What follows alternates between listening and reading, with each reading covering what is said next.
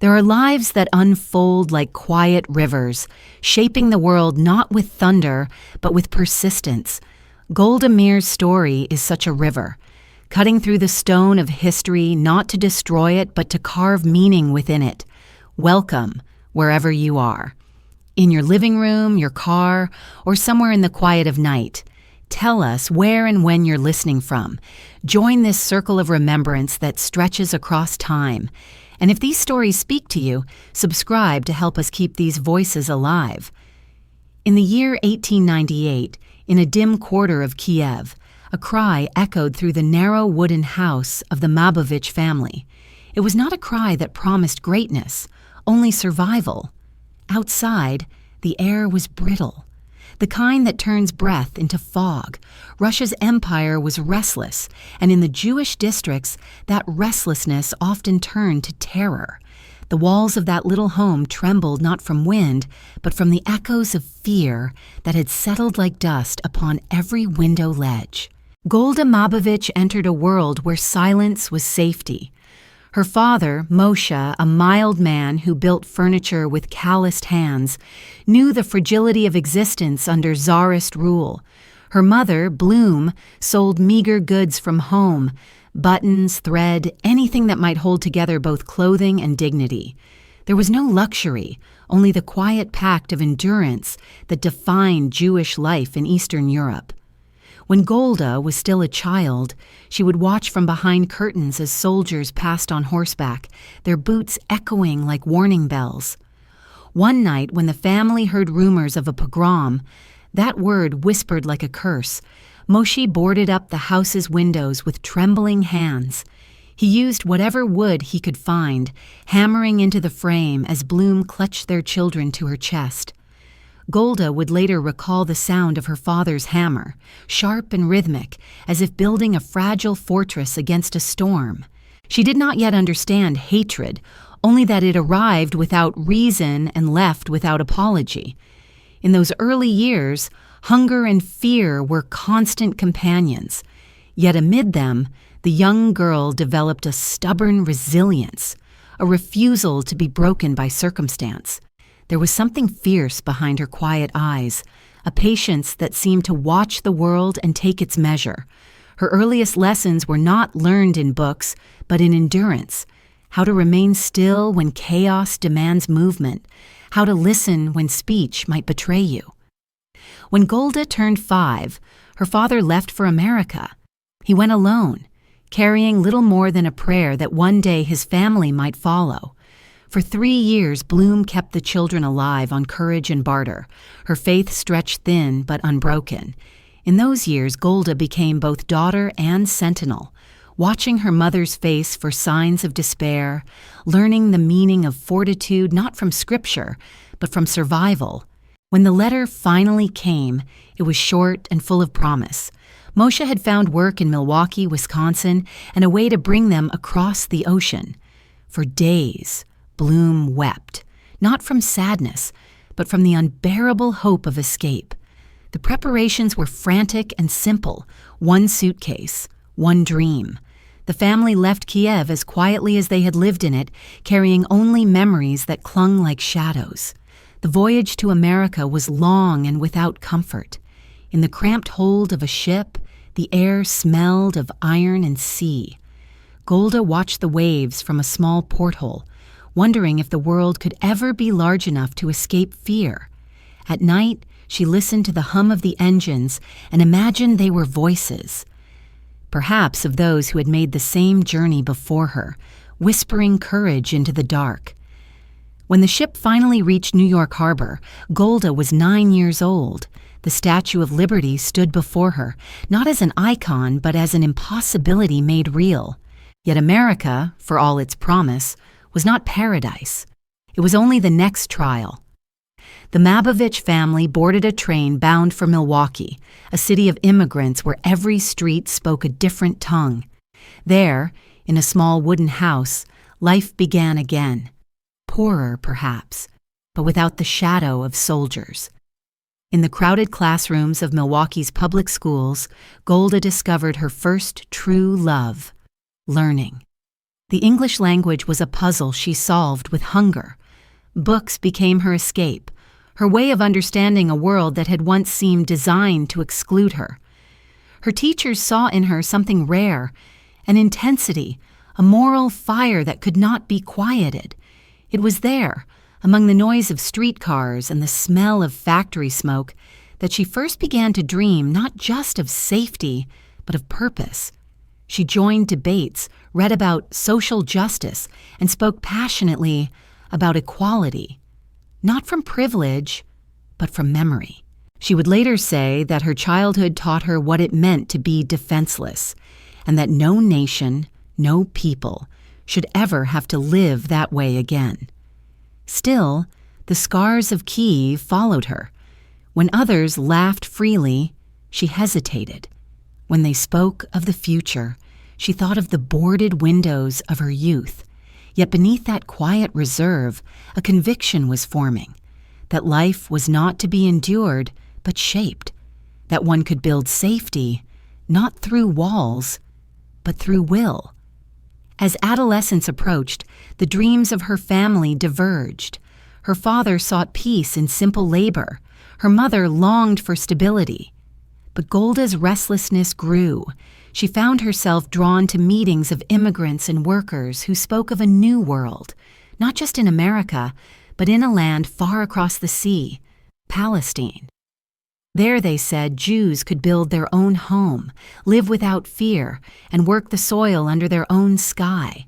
Golda listened, and something ancient stirred in her, a recognition that the promise of freedom must be built, not received.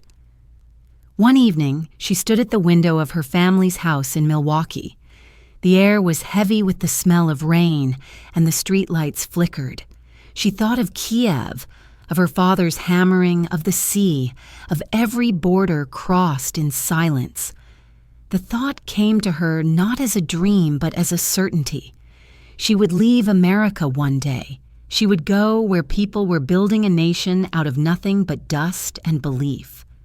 The rain began to fall softly, and she whispered to herself, not in English, not in Russian, but in the quiet language of resolve. Outside, a train passed in the distance. Its echo carried through the night like a promise yet to be fulfilled. The sound of the passing train lingered in the air long after it had vanished, its echo mingling with the hum of city life, the muffled cries of street vendors, and the distant whistle of factories closing for the night. The train became, in her young imagination, a symbol of departure, of movement toward something larger, something undefined yet necessary. In the morning light, the streets of Milwaukee appeared both foreign and familiar. Immigrant faces, weary and hopeful, crowded the markets. Languages blended like colors on wet pavement. Here, in this raw mosaic of struggle, Golda Meir grew into herself. She was not yet a woman of politics, nor even of vision, but of restless conscience. At the 4th Street School, she began to understand that knowledge could be both a refuge and a weapon. Her teachers noticed her insistence, the way she argued not to win but to clarify, to untangle the confusion between what was right and what was merely accepted. The other children admired and sometimes feared her intensity. She spoke less of herself and more of justice, as though even at 14 she had discovered the comfort of purpose. At home, however, her world remained bound by the simple rhythms of survival. Her father worked long hours as a carpenter, returning each evening with sawdust clinging to his sleeves. Her mother ran a small grocery, her hands stained by onions and worry. Golda's older sister, Shayna, had begun to think of larger ideas, filling the house with talk of revolution, equality, and the rights of workers. These conversations, overheard at night through the thin walls of their rented rooms, stirred something deep in Golda's heart. The understanding that life was not meant to be endured in silence, that injustice could be challenged if one only found the courage to speak. She began attending gatherings of the labor Zionist youth in secret, drawn not by ideology but by the warmth of belonging. There, in dimly lit halls that smelled of candle wax and sweat, she listened to speakers talk of the Jewish homeland that must be built with human hands, not divine intervention. They spoke of reclaiming soil, of collective labor, of building dignity from the dust of exile. For a young girl who had known only dependence and displacement, the idea struck like lightning. To work the land, to shape destiny with one's own strength, it was a vision of freedom that felt almost physical. Yet she did not speak much at those meetings. She listened, storing words like seeds for a later season. Her mother, ever pragmatic, disapproved of such idealism. She believed in hard work and faith, not in political dreams that could only lead to heartbreak. When Golda announced at 16 that she intended to pursue education beyond what her family could afford, the argument that followed was fierce and unyielding. Bloom demanded obedience. Golda demanded a life. In the end, it was Shayna who offered her sanctuary. She was living in Denver now, married to a man named Sam Korngold, a thinker, a socialist, a dreamer with a bookshelf full of forbidden words. Golda boarded a train westward, leaving behind not just her parents' small shop, but the expectations of ordinary girlhood. The train journey to Denver took her through the vast plains of America, landscapes unrolling like a slow revelation. It was the first time she saw so much space, so much horizon. In those endless miles, she felt both small and infinite, as if the world were daring her to imagine more than what she had been told was possible. When she arrived, Shayna welcomed her not with rules, but with conversation. Their home in Denver became a gathering place for intellectuals, activists, and dreamers, Jews, Russians, Americans, all arguing about socialism, Zionism, and the human condition. The air in that apartment was thick with tobacco smoke and ideas. It was there that Golda learned to speak not just with conviction, but with purpose. Her voice steady even when her heart raced. She met poets who believed words could change the world, and labor organizers who believed only deeds could. Between their debates, she cooked simple meals, observed, and absorbed. Sometimes she read aloud passages from Tolstoy or Karl Marx, not for their doctrines, but for their courage, the courage to think against the current. At night, she and Shayna would sit by the window, watching the glow of street lamps in the snow, speaking in whispers about the future. What would it mean, Golda asked, for Jews to have a home again? Not a place of refuge, but a homeland built on work, justice, and equality. Her sister smiled, knowing that question would define the rest of her life. Denver gave her more than political awareness. It gave her a sense of destiny. Yet destiny, she learned, demanded choice. In 1917, when her parents pleaded for her return to Milwaukee, she agreed, reluctantly, carrying with her the clarity that would never again leave her. She had tasted the world of thought and responsibility, and she knew that life without purpose would be no life at all. Back home, she began teaching, finding in the classroom a space where ideals could take root. Her students saw in her a teacher who did not simply instruct, but believed that education was a form of liberation. During this time, she met a man named Morris Meyerson, gentle, thoughtful, an artist at heart. Their affection grew quietly, like a melody beneath the noise of her ambition. He offered her tenderness. She offered him certainty. Yet even in love, Golda sensed a divide. He longed for comfort, she for struggle. Still, she accepted his companionship as one accepts a necessary contradiction. Together they attended Zionist meetings, planning for the day when the Jewish people might return to the land promised yet never possessed.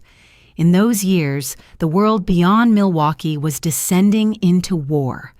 Europe trembled again, and the old fears returned in new forms. Golda read the newspapers each morning with a frown of recognition.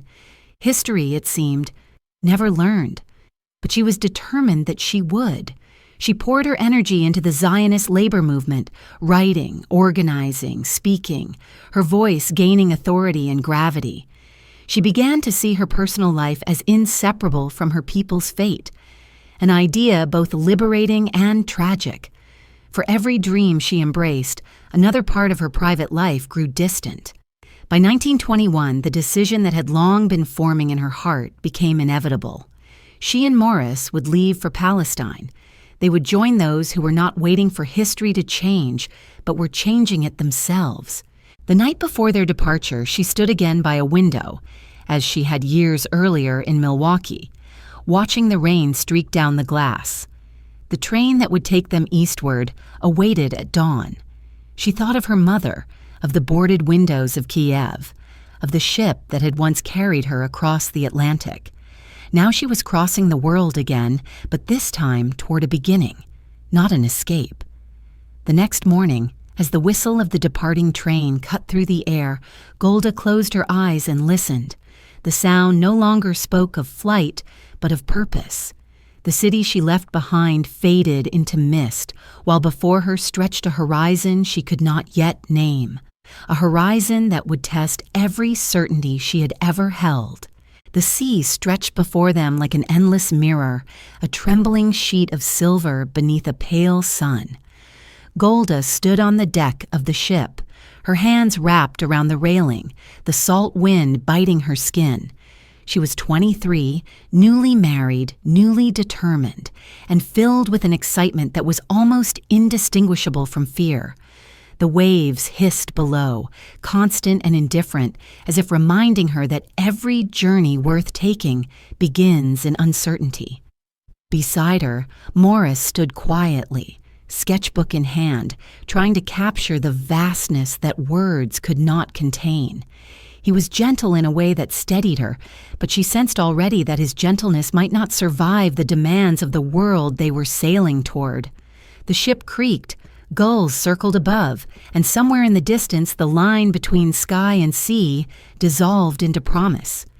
In 1921, Palestine was not the land of scripture, nor of dream. It was a land of labor, heat, and dust. The air carried both hope and exhaustion. The few settlements scattered across the plains were built less from stone than from endurance itself. When Golda and Morris arrived, they were not greeted by the grandeur of destiny, but by the smell of manure and earth. Their new home was Kibbutz Merhavia, a cooperative farm where ideals and survival collided daily. The pioneers who lived there worked from dawn until their hands bled, driven by the belief that building a homeland meant not speaking of it, but sweating for it. Golda took to the labor with a determination that surprised even her comrades. She rose before the sun, milked cows, carried pails, planted fields, cooked meals, and argued fiercely about fairness in work distribution. In the evenings, when fatigue pressed upon the group like a heavy blanket, she would sit outside with others and listen to discussions about socialism, equality, and the moral burden of building something from nothing. They debated not for the sake of victory, but to stay awake, to remind themselves that thought was as essential as bread. And though the kibbutz was poor, with leaking roofs and little to eat, there was a sense of meaning that neither comfort nor luxury could have given. Yet not all dreams survive the weight of reality. The idealism that animated the kibbutz often turned brittle in the face of daily hardship. Morris, sensitive and creative, began to feel the strain. The endless cycles of manual labor suffocated his spirit, and he longed for quiet, for painting, for beauty beyond the plow. Golda, meanwhile, found a different kind of beauty in struggle. Where he saw drudgery, she saw purpose. The distance between them widened quietly, as unspoken as it was inevitable. She would later write that love had its place, but history demanded something larger than the heart. There were nights when Golda lay awake, her body aching, her mind refusing rest. The desert winds rattled the windows, carrying with them a fine powder that settled on everything, on clothes, on faces, on dreams. She would listen to the breathing of those asleep beside her and think of the millions still scattered across the world. the exiles who would one day look to this barren land for meaning. Could a nation be born not from victory, but from endurance? Could belonging be cultivated like wheat, through patience and sweat? These questions haunted her more than any hunger. Her role within the kibbutz soon grew beyond physical labor. She organized supplies, mediated disputes, spoke at gatherings. People noticed that when she talked, even the wind seemed to pause. She possessed a rare authority, not loud, not domineering, but deeply rooted in conviction. Her voice carried the rhythm of someone who had known fear and refused to bow to it again. It was during these years that the foundation of her leadership was laid, not in government halls but in muddy fields under a merciless sun. The landscape of Palestine in the 1920s was a mosaic of contradictions. Arab villages and Jewish settlements existed side by side, sometimes trading, sometimes mistrusting, always watching. The land itself seemed uncertain whom it belonged to, as if waiting for history to decide. Golda sensed the fragility of the project she had joined, the dream of return, already shadowed by conflict. Yet she did not waver. She believed that redemption, both personal and collective, could only be earned through work. To cultivate the soil was to claim existence itself. The years passed in a blur of exhaustion and accomplishment. The kibbutz grew slowly, painfully, like a child learning to walk. When her first child was born, Golda experienced a tenderness she had not expected. She would cradle the infant in her arms and feel, for a moment, that the world might yet be gentle. But even as she rocked her child to sleep, she thought of meetings, of plans, of people arriving from Europe who needed guidance, food, and belonging. The pull of the collective never ceased, and motherhood became another form of service. She did not see it as conflict. She saw it as continuation. Still, the strain between her personal life and her political faith deepened. Morris grew weary of her devotion to public life. He dreamed of a small house, perhaps in Jerusalem, with quiet evenings and a garden. Golda dreamed of something far less peaceful, a movement, a state, a people reborn. Their love, once tender, began to fray at the edges, worn down not by betrayal but by destiny. They stayed together, bound by memory and duty, yet their paths had already diverged. By the late 1920s, Golda was no longer merely a participant in the Zionist labor movement. She was becoming its voice. Her words carried weight in party meetings. Her ability to translate idealism into action set her apart. The kibbutz, with all its hardship, had trained her in the art of endurance, in the necessity of clarity. She had learned that leadership was not about command, but about bearing the burden others could not. When disputes arose, she did not seek to dominate. She sought to persuade, and her persuasion came not from rhetoric, but from authenticity. There was one evening when she stood outside alone, the sky a deep violet, the scent of freshly turned earth rising around her. The sounds of the kibbutz faded into stillness. She thought of Milwaukee, of Denver, of the endless journeys that had brought her here. For the first time, she allowed herself a moment of wonder. This land, so harsh and unyielding, was not just soil. It was a mirror. Every seed planted was an act of defiance against history itself. And she, Golda Meir of Kyiv, had become part of that defiance. A faint wind swept through the fields, carrying the smell of smoke from a distant campfire. Somewhere, someone was singing softly, a song of hope, worn but unbroken.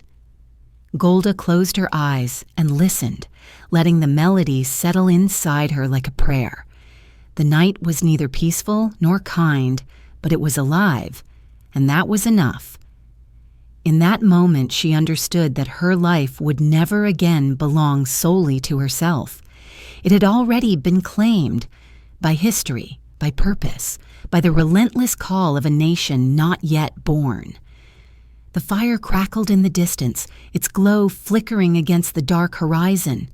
It would burn through the night, a small and stubborn light against the vast silence of the desert. The glow of that distant fire still flickered in her memory as the seasons turned, and with each passing year, the fragile settlement of Merhavia grew more permanent, more rooted, more demanding. The rhythm of life on the kibbutz was unrelenting: sunrise over fields of coarse soil, the hum of insects, the scrape of shovels against stone, the shouts of laborers calling to one another in Hebrew, Russian, and Yiddish. There was beauty in the repetition, a kind of meditative exhaustion that dulled the sharp edges of uncertainty. Yet beneath that simplicity lay the fierce, unspoken tension of survival, not only of the people, but of the idea itself. Each grain of wheat planted, each wall raised, was a silent argument against despair. And as the years shaped her hands into instruments of endurance, they also hardened her spirit, tempering compassion with resolve. Golda often looked at the horizon in the cool hours of dawn before the heat began its slow tyranny over the land.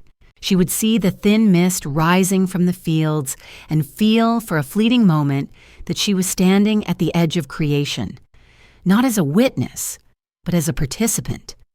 The work was not glamorous, but it was sacred in its own way.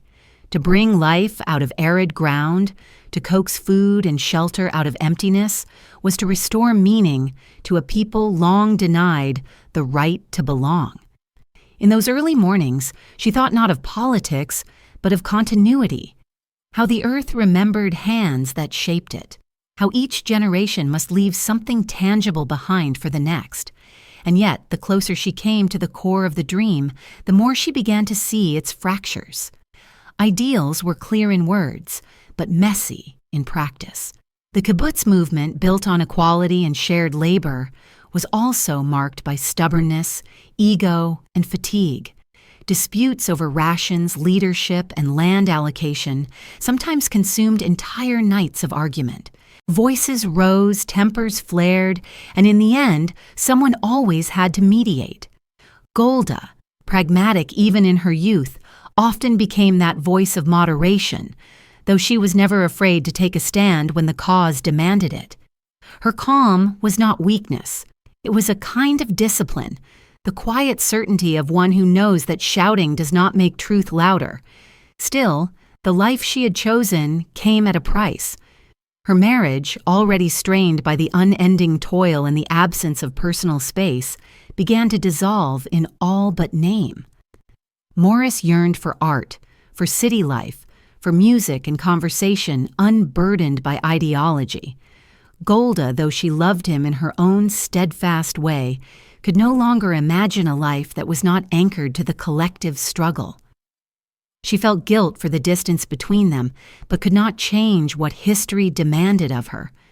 When she looked at him, she saw not failure, but a mirror of everything she might have been had she chosen comfort over purpose. He remained kind, patient, and quietly sorrowful, and she respected him for it, perhaps even loved him more deeply because of it. But they both knew their lives now belonged to different callings. Her children grew in the same dust that had once seemed hostile to life. They ran barefoot through fields that had been carved from wilderness, their laughter mingling with the bray of donkeys and the rhythm of hoes striking the earth. Golda cherished them, though her affection often took the form of responsibility rather than tenderness. There were nights she sat beside their small beds, watching them breathe, wondering if one day they would understand the price she had paid, or forgive it. She wanted them to inherit not wealth, not even peace, but the courage to act. To live without purpose, she believed, was to live without dignity. By the late 1920s, her natural leadership had drawn her into wider circles of influence. The movement needed organizers, speakers, negotiators, people who could bridge the gap between vision and execution. She began to travel more frequently, representing the kibbutz and later the Histadrut, the powerful labor federation that would become the backbone of the emerging Jewish state. The long hours, the endless meetings, the smell of ink and paper replacing that of soil and sweat. These were the new fields she would learn to cultivate. Her speeches were not poetic, but they were sincere, rooted in the authenticity of one who had lived the struggle she described. People listened not because she inspired them, but because she reminded them of their own endurance. There were moments, however, when the idealism of the movement seemed to falter under the weight of practicality. The settlements needed funding, equipment, medical care. There were internal divisions between those who believed in cooperation and those who favored private ownership. Golda often found herself caught in the middle, trying to balance conviction with compromise. She'd begun to understand that leadership was not about purity, but about persistence, the ability to hold to one's principles while navigating the imperfections of others. It was a lesson that would follow her throughout her life, shaping her politics as much as her soul. When the British Mandate tightened its grip on Palestine, restricting immigration and land acquisition, frustration grew among the settlers. The dream of a homeland was now shadowed by bureaucracy and suspicion. Golda saw friends imprisoned, others deported. She herself was questioned more than once by officials who regarded her socialist convictions as dangerous. But where some grew bitter, she grew steady. Her faith was not in governments, but in the will of people to outlast them. She had seen regimes rise and crumble before. She knew that power built on fear always decays faster than hope built on endurance. One evening, after a particularly tense meeting about the future of agricultural cooperatives, she walked alone through the silent fields. The moon was pale, the air cool against her skin. The rows of wheat, faintly silver in the night, swayed gently under a whisper of wind. She thought of the millions of Jews still trapped in Europe, of the uncertainty that hung over their lives, of the fragile promise that this land represented. The responsibility weighed on her like the heat of the midday sun. Could these fragile fields bear not only crops but the weight of a people's survival?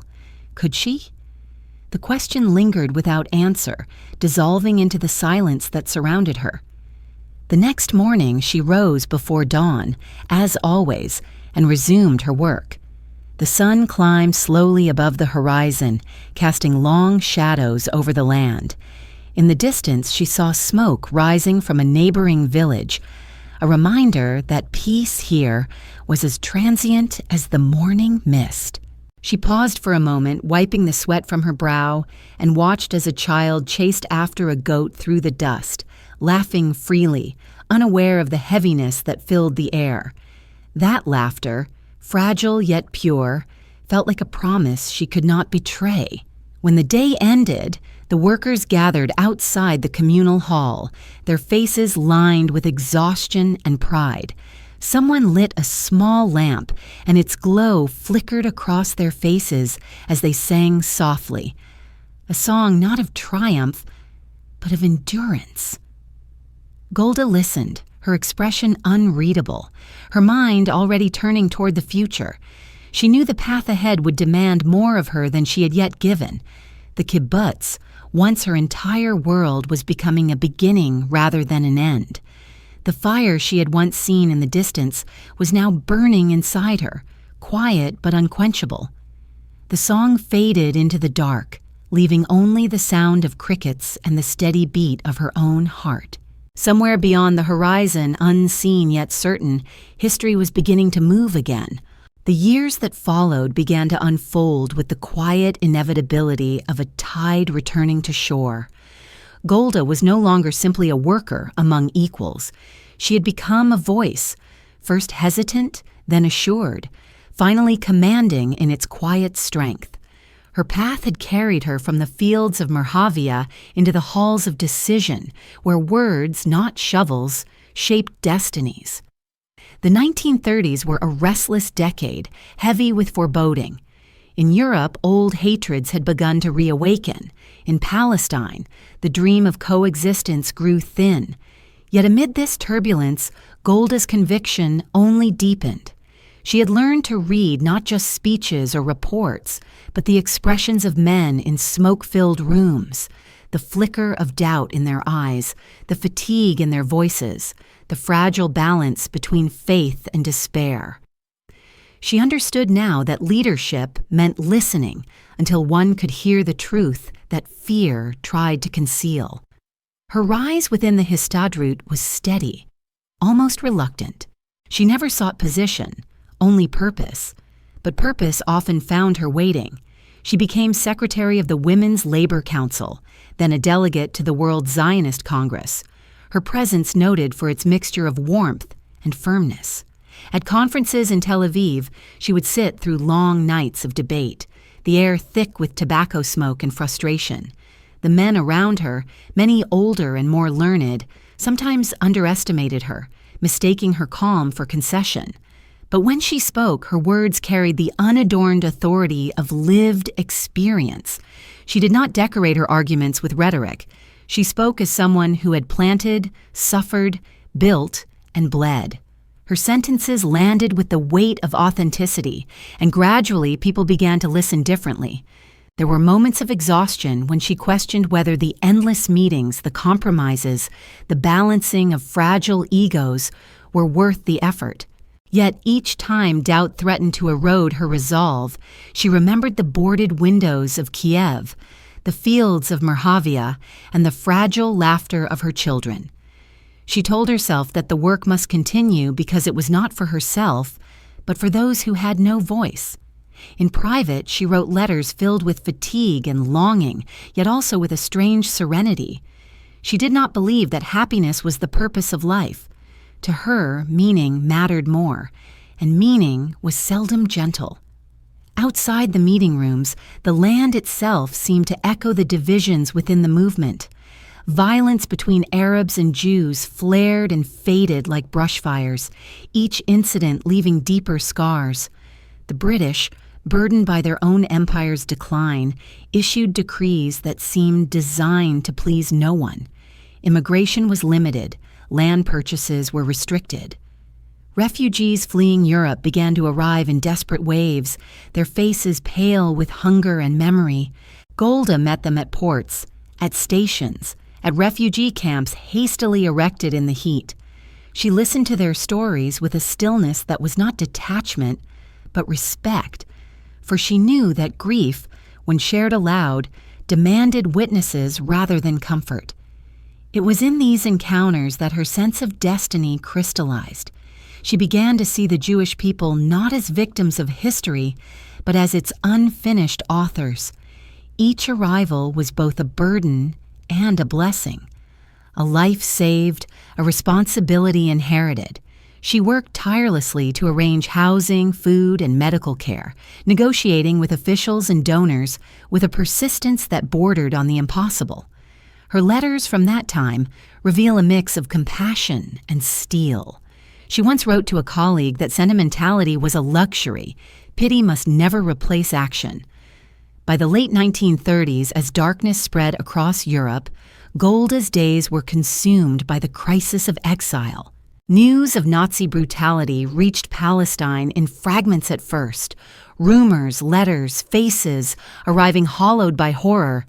She felt an old fear return, not for herself, but for those who would never make it across the sea. The same empire that once oppressed her in childhood now controlled the fate of her people once more. She attended meetings late into the night, urging greater immigration quotas, pressing for unity among Zionist factions. The air was heavy with urgency, yet even then, there were arguments about ideology, about tactics, about whose suffering deserved priority. Golda listened, argued, and when words failed, she acted. There was one evening, recalled later by those who worked with her, when she rose to speak at a gathering in Tel Aviv. The room was crowded, the windows open to let in the faint breeze from the sea. She spoke not with passion, but with clarity, each word measured, deliberate. "We do not have the luxury of despair," she said quietly. "If we falter, others will die in our silence." The room fell still. For a long moment, no one moved. It was not a call to arms, but a reminder that survival itself had become a moral duty. Her leadership was not without its contradictions. She could be severe, impatient with those who mistook debate for progress, yet she could also be deeply maternal, offering warmth and protection to those who had lost both. Young activists sought her guidance, not because she promised victory, but because she made endurance seem honorable. She had little patience for cynicism. To her, it was merely another form of surrender. In those years, she became something rare, a realist sustained by faith, a believer unafraid of doubt. Morris watched her transformation with quiet resignation. Their marriage, once a partnership of shared hope, had become a coexistence of separate worlds. He admired her dedication, but the distance between them had grown irreparable. Golda, aware yet helpless, carried her guilt like an unspoken prayer. When he suggested they leave the movement, seek a simpler life, she answered softly, "If I leave now, who will do the work?" It was not pride that drove her, but the conviction that one could not abandon a task simply because it was unbearable. In 1938, she was chosen as part of the Jewish delegation to the Evian Conference, convened to discuss the fate of refugees fleeing Hitler's Germany. The conference became a symbol of humanity's failure, as nation after nation offered sympathy but no refuge. Golda was not permitted to speak, a humiliation that would haunt her for years.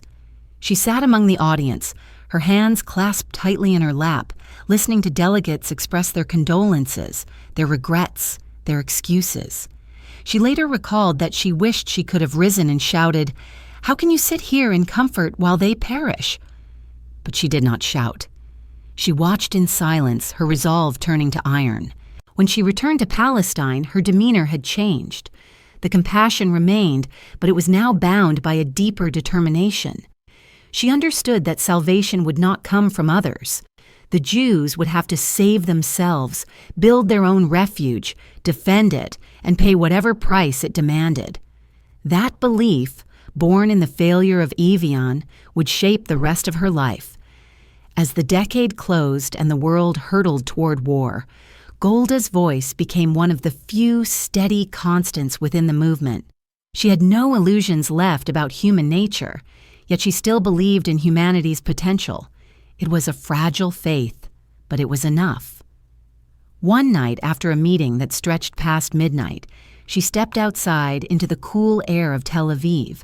The city was quiet, the Mediterranean stretching beyond the faint lights of the port. Somewhere, far across that same sea, millions of her people faced the coming storm. She stood for a long time, watching the horizon until it blurred into darkness. A breeze stirred the dust at her feet, lifting it into small spirals before it disappeared. In that motion, she sensed both fragility and persistence, the paradox of her people, the essence of her own life. The sea whispered softly against the shore, a sound that seemed to say that even the smallest light must endure the longest night.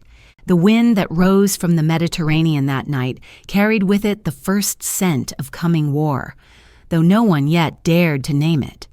In Tel Aviv's narrow streets, people spoke in fragments, of rumors, of letters from Europe, of disappearances that could not be explained. Golda walked among them with the same composure she had carried since her youth, but inside, something had begun to tremble. The world she had known, the fragile promise of order, after years of struggle, was beginning to unravel. In 1939, when the British issued the white paper limiting Jewish immigration to Palestine, she read it with disbelief that turned slowly to fury. It felt like betrayal written in careful language, a policy that condemned millions by pretending to save balance. The ink was still wet when she folded the document and whispered to herself, not in anger but in sorrow, that if the gates closed now, they would be stained with blood. The years of the Second World War were for her a blur of ceaseless motion.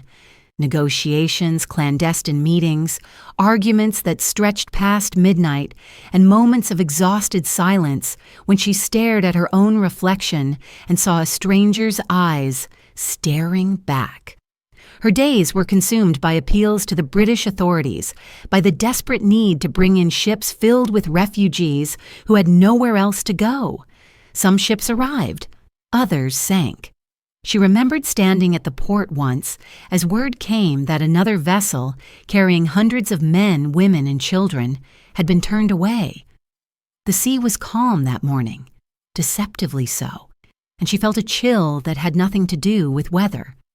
She thought of the faces she would never see, of voices swallowed by salt and darkness. She did not cry. She simply turned to the man beside her and said quietly, "Then we will find another way."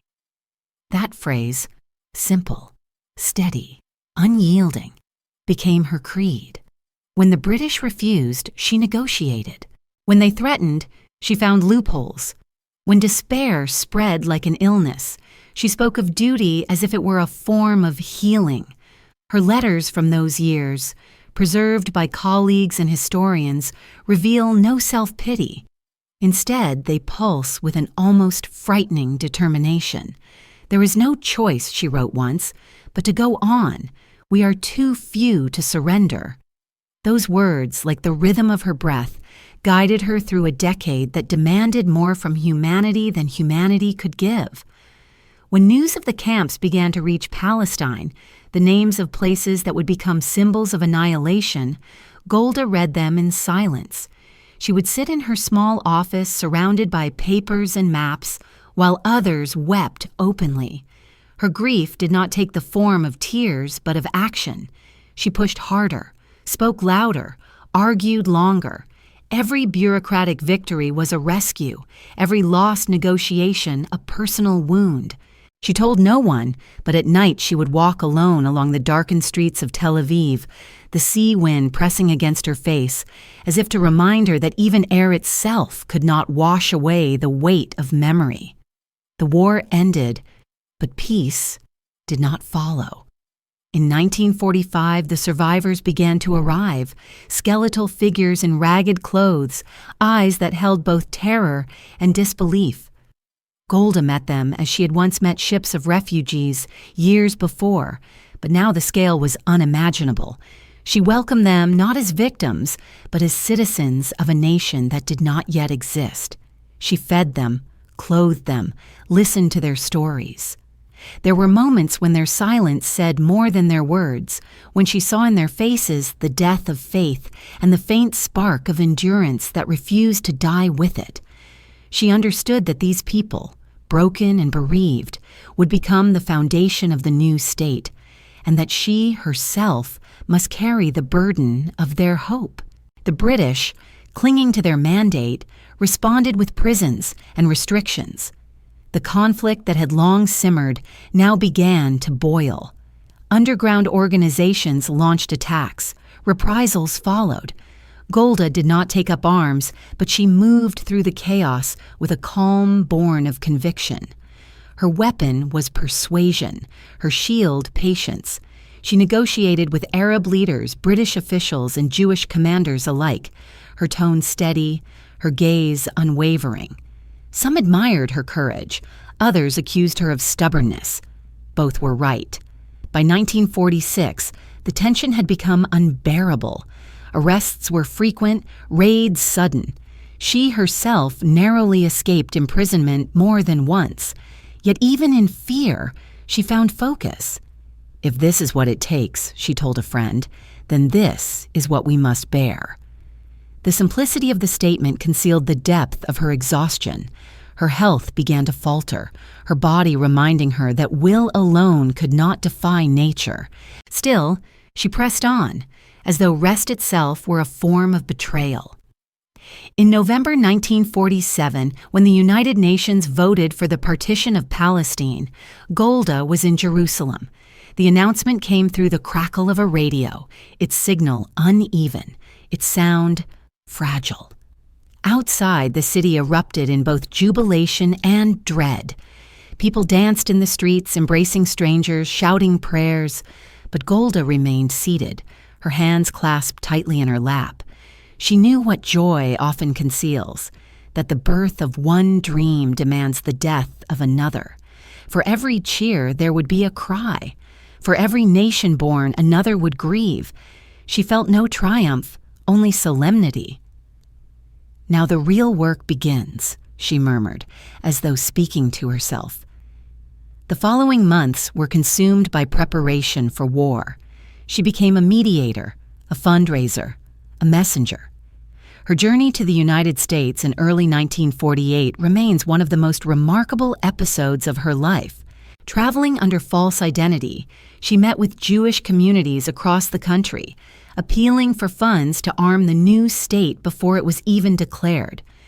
In crowded halls and private parlors, she spoke with the quiet authority of one who had no time for rhetoric. "If we fail now," she told them, "we will lose not only a country, but our right to hope." The money poured in, millions of dollars collected by a woman whose conviction outweighed any weapon. Her success astonished even those who doubted her, yet she herself viewed it with humility.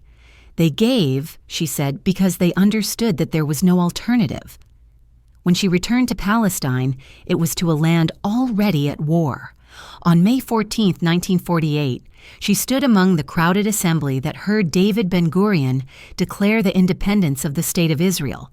The room was small, the air stifling, the mood both solemn and electric. Golda listened as the words were read aloud, the culmination of decades of labor, sacrifice, and belief. Outside, gunfire echoed faintly in the distance, the sound of the old world refusing to die quietly. When the ceremony ended, she did not celebrate. She stepped outside into the blinding light of afternoon and whispered to a companion, "The Arabs will attack tonight." She was right. That night, as explosions flickered on the horizon, Golda sat alone for a moment before joining the command post. She thought not of victory, but of endurance.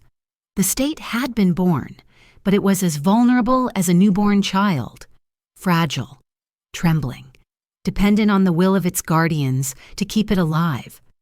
She remembered the fields of Merhavia, the hammering of her father's hands in Kyiv, the faces of those who never reached these shores.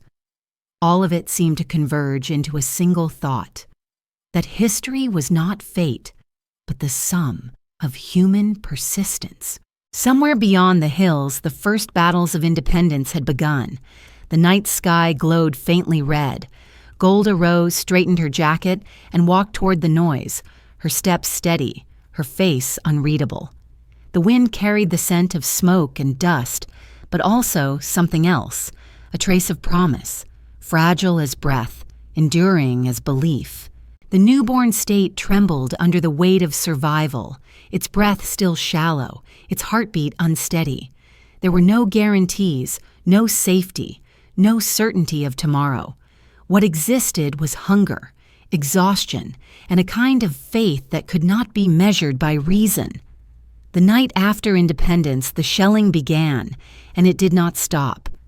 The war that had been predicted arrived not as a sudden storm, but as a long, unbroken roar. Cities became fortresses, farms became front lines, and amid the confusion of that first summer of freedom and fear, Golda Meir was given a task that would demand of her not speeches, not ideals, but the purest form of persuasion, the ability to make people believe in a dream fragile enough to vanish by morning. She was sent to the United States once again, this time not to inspire sympathy, but to secure survival. The new government had no weapons, no planes, barely an army to speak of. What they did have was a woman whose resolve had already crossed oceans. Golda accepted without hesitation, though she knew the journey would test her in ways no battlefield could. She left behind a land at war, her eyes lingering for a moment on the dusty roads of Tel Aviv, as if memorizing them for a time she feared might not return. The flight to New York was long, but she did not sleep. Her mind rehearsed figures, promises, arguments, the arithmetic of necessity. When she arrived, the world around her seemed impossibly calm. The streets of New York glistened after rain. People moved quickly, unaware that thousands of miles away, a nation was being born through blood and desperation. Golda went from city to city, synagogue to synagogue, private home to crowded hall, her voice steady, her purpose absolute. She did not speak of politics. She spoke of existence. She told her listeners that Israel was not an idea, but a living thing. Breathing, fragile, and in danger of suffocating before it could stand on its own.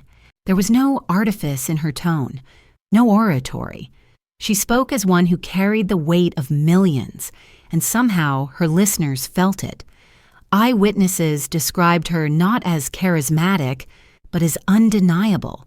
When she entered a room, silence followed her, not because of grandeur, but because of gravity. She would stand before an audience small and unadorned, her voice soft at first, then firm. "We will not beg for charity," she would say. "We are asking for partnership in life itself." Her words struck like hammers against the walls of hesitation. In one night in Chicago, she raised nearly $1 million. In another in New York, twice as much. The money came in envelopes, in checks folded with trembling hands, in gold wedding rings, slipped quietly into collection boxes by women who could not afford to give, but could not bear to withhold. Golda was tireless, but the toll was immense. Her body, worn from years of strain and sleeplessness, began to falter. She wrote home to friends that she felt herself living on borrowed energy. Yet she refused to rest, convinced that fatigue was a luxury she could not afford while others fought and died. Every day, more messages arrived from Palestine. Reports of casualties, of cities under siege, of children sleeping in shelters. Each telegram pressed upon her like another stone, added to the weight she already carried. But still she went on.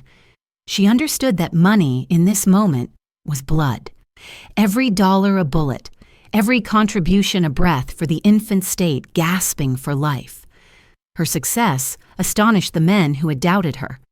When she returned to Israel with the funds secured, Ben-Gurion greeted her with rare emotion. "It was as though a miracle had happened," he said later, "but the miracle was named Golda." She smiled at the compliment but never repeated it.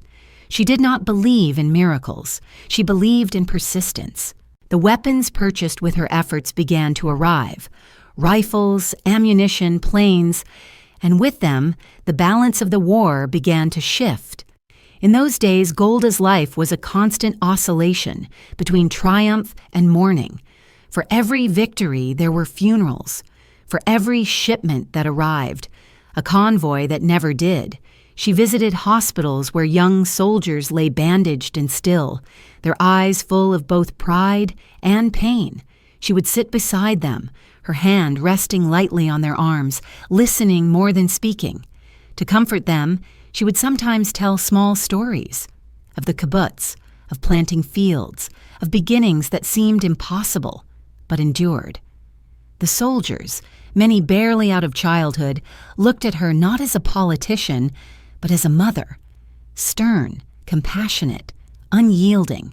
She did not weep in front of them, but when she returned to her quarters, she would sit alone for a long time in silence, staring at the ground, as though waiting for the earth itself to offer consolation. By early 1949, the war had reached its end. Israel had survived, but at a terrible price. The air was filled with a strange quiet, part relief, part disbelief. Golda, who had lived every hour of the struggle, found no joy in the victory. She walked through the streets of Jerusalem and saw faces that were both proud and haunted. The state was free, but freedom, she understood, was not peace. There would be rebuilding, reconciliation, and endless negotiation. She knew that history does not pause for breath. Even as one war ended, the next would begin. Not with guns, but with governance, with the fragile act of transforming survival into stability. That year, she was appointed Israel's first ambassador to the Soviet Union, a role that carried both prestige and danger. When she arrived in Moscow, she found a city gray and watchful, its beauty hidden behind suspicion. The Soviet government had recognized Israel, but their hospitality was cautious, their smiles rehearsed. Yet the Jewish population, long suppressed, long silent, received her as if she were the embodiment of a miracle they dared not speak of. Thousands gathered outside the synagogue on the Jewish New Year to glimpse her, to sing Hebrew songs under the watchful eyes of police. Golda stood among them, overwhelmed not by pride but by sorrow. She knew what courage it took for them to appear, what punishment might follow. She later recalled that moment as one of the most moving of her life, a reminder that even in the heart of oppression, the human spirit seeks connection. But she also saw clearly the shadow that hovered over these gatherings. Soviet officials, alarmed by the public displays of Jewish identity, soon restricted her movements. Meetings were monitored, letters intercepted. Her presence, intended as diplomacy, had become a spark of resistance, yet she did not regret it. They needed to see that they were not forgotten, she said later. If I gave them even a moment of pride, it was worth all the danger. When her term ended and she returned to Israel, she carried with her a deeper understanding of the fragility of freedom. The faces of those she had met in Moscow, pale, hopeful, silenced, stayed with her. They reminded her that independence was not an achievement, but a responsibility, one that must be renewed each day by those who believed in it. Her return was quiet, without ceremony. The city she came home to was already changing. New buildings rising, new arguments forming, new boundaries being drawn. She walked once more through the streets of Jerusalem at dawn, the air cool and sharp, the scent of stone and olive trees mingling with the faint trace of dust. The war was over, but history had not yet learned to sleep. Somewhere beyond the hills, the faint echo of gunfire still lingered, as if to remind her that peace, like freedom, was always a temporary guest. She paused for a moment, listening. The sound seemed to fade, replaced by the faint call of morning birds.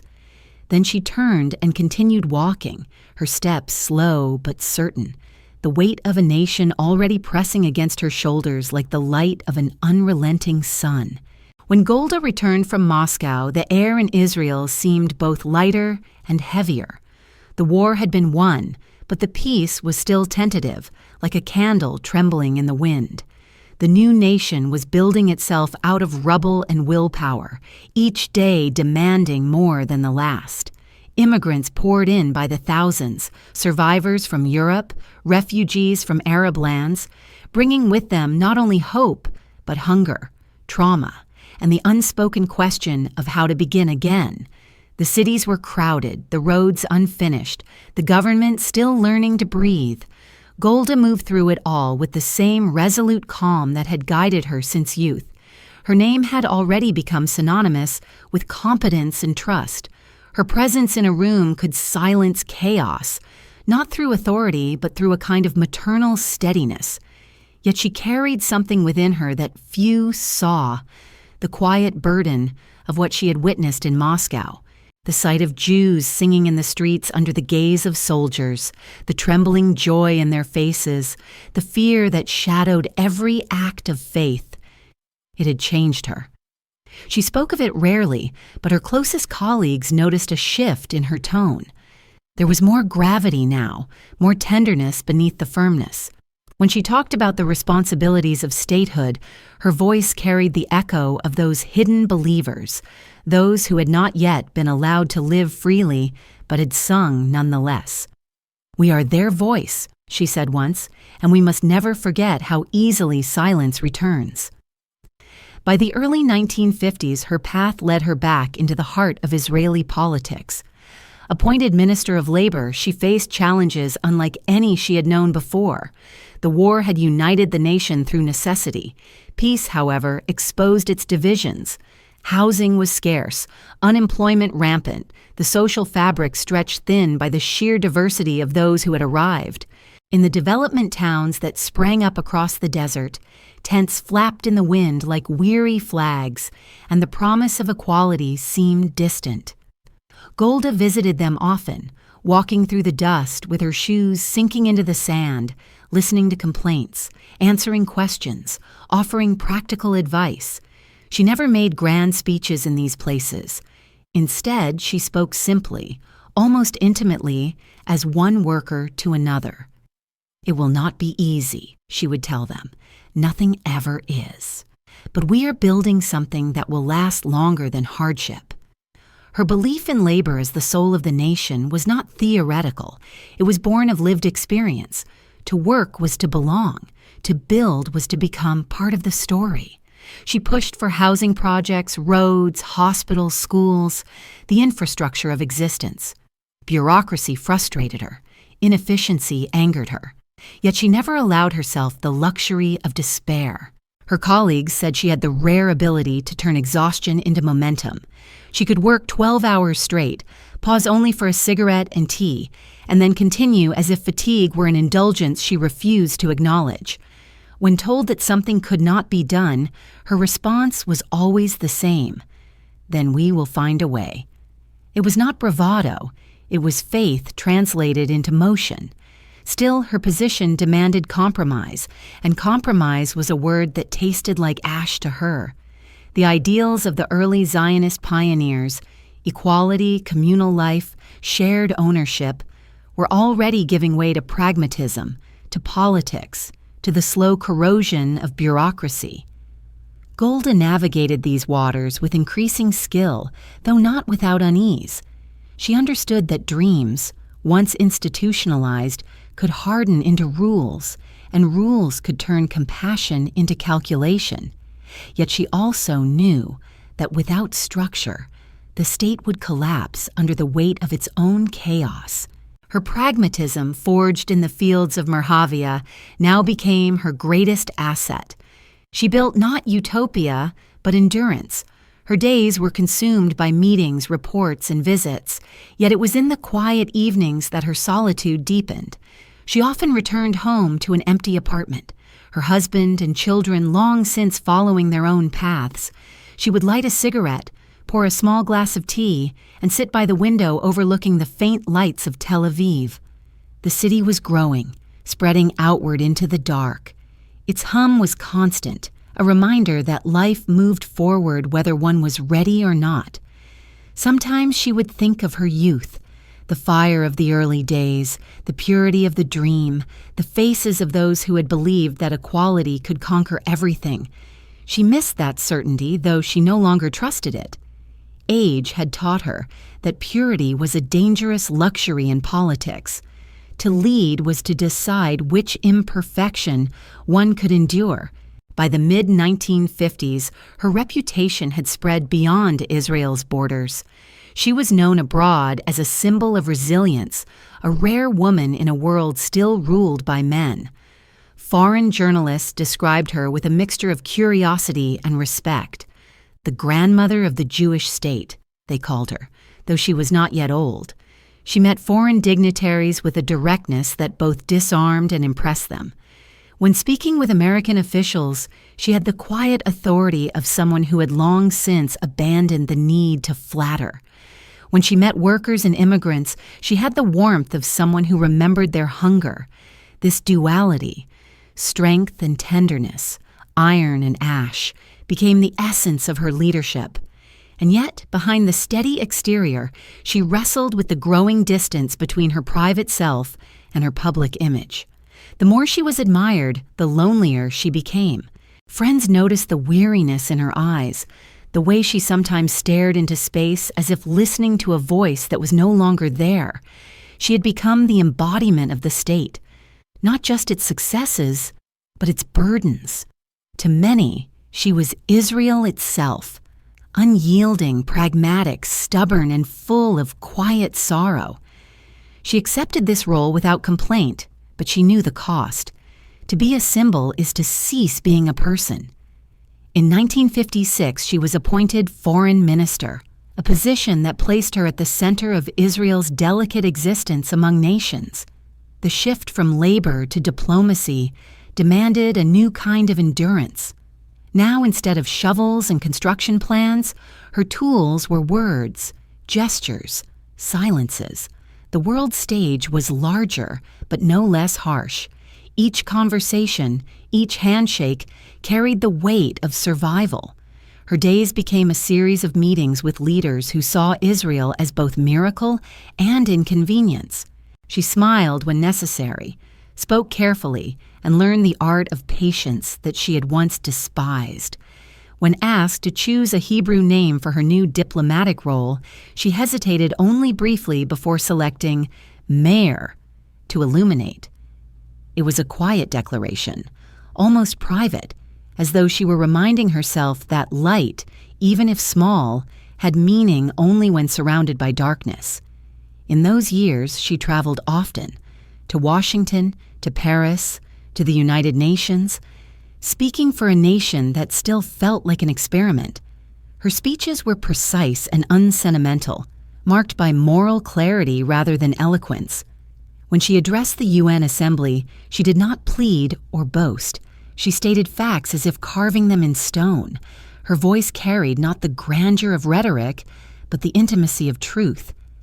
"We are here," she said once, "because we could not vanish, and we will remain because we choose life." In private, she confessed that diplomacy was lonelier than any battlefield. At least in war, one knew who the enemy was.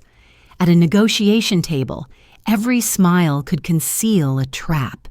Yet she bore the weight of diplomacy as she had borne every other burden, quietly, relentlessly, without self-pity. And in the stillness of late-night flights over dark oceans, she would sometimes look out the window at the stars and think of the endless struggle between promise and reality, between what the heart longs for and what the world allows. Below her, the world slept. Above her, the stars burned indifferently. Between them, she sat, awake, smoking, resolute, a woman who had traded rest for responsibility and certainty for survival. The years settled around her like dust, fine and unrelenting, and still she worked without pause. As Minister of Labor, she had been a builder of roads and homes. But as Foreign Minister, she had become something subtler, the builder of bridges across suspicion, across time, across the deep unease that followed Israel wherever it went. The office she entered each morning smelled of paper, ink, and stale coffee. The walls were lined with maps that changed too often to be trusted. Outside, the streets of Jerusalem echoed with new languages, new footsteps, the pulse of a country still half in dream and half in defense. Each morning she would light a cigarette before reading the day's reports, scanning them not for reassurance but for warning. Every decision, no matter how small, seemed to contain within it the echo of survival. Diplomacy, she learned quickly, was not about truth, but endurance. There were conversations that lasted for hours and meant nothing, and silences that altered the course of months. Golda had no taste for the small theater of international politics, the carefully staged handshakes and hollow compliments. What she valued was clarity, and clarity was rare. She found allies where she could, forged relationships out of necessity, and yet she never allowed gratitude to become dependence. She had watched too many promises vanish in smoke to believe in easy friendship.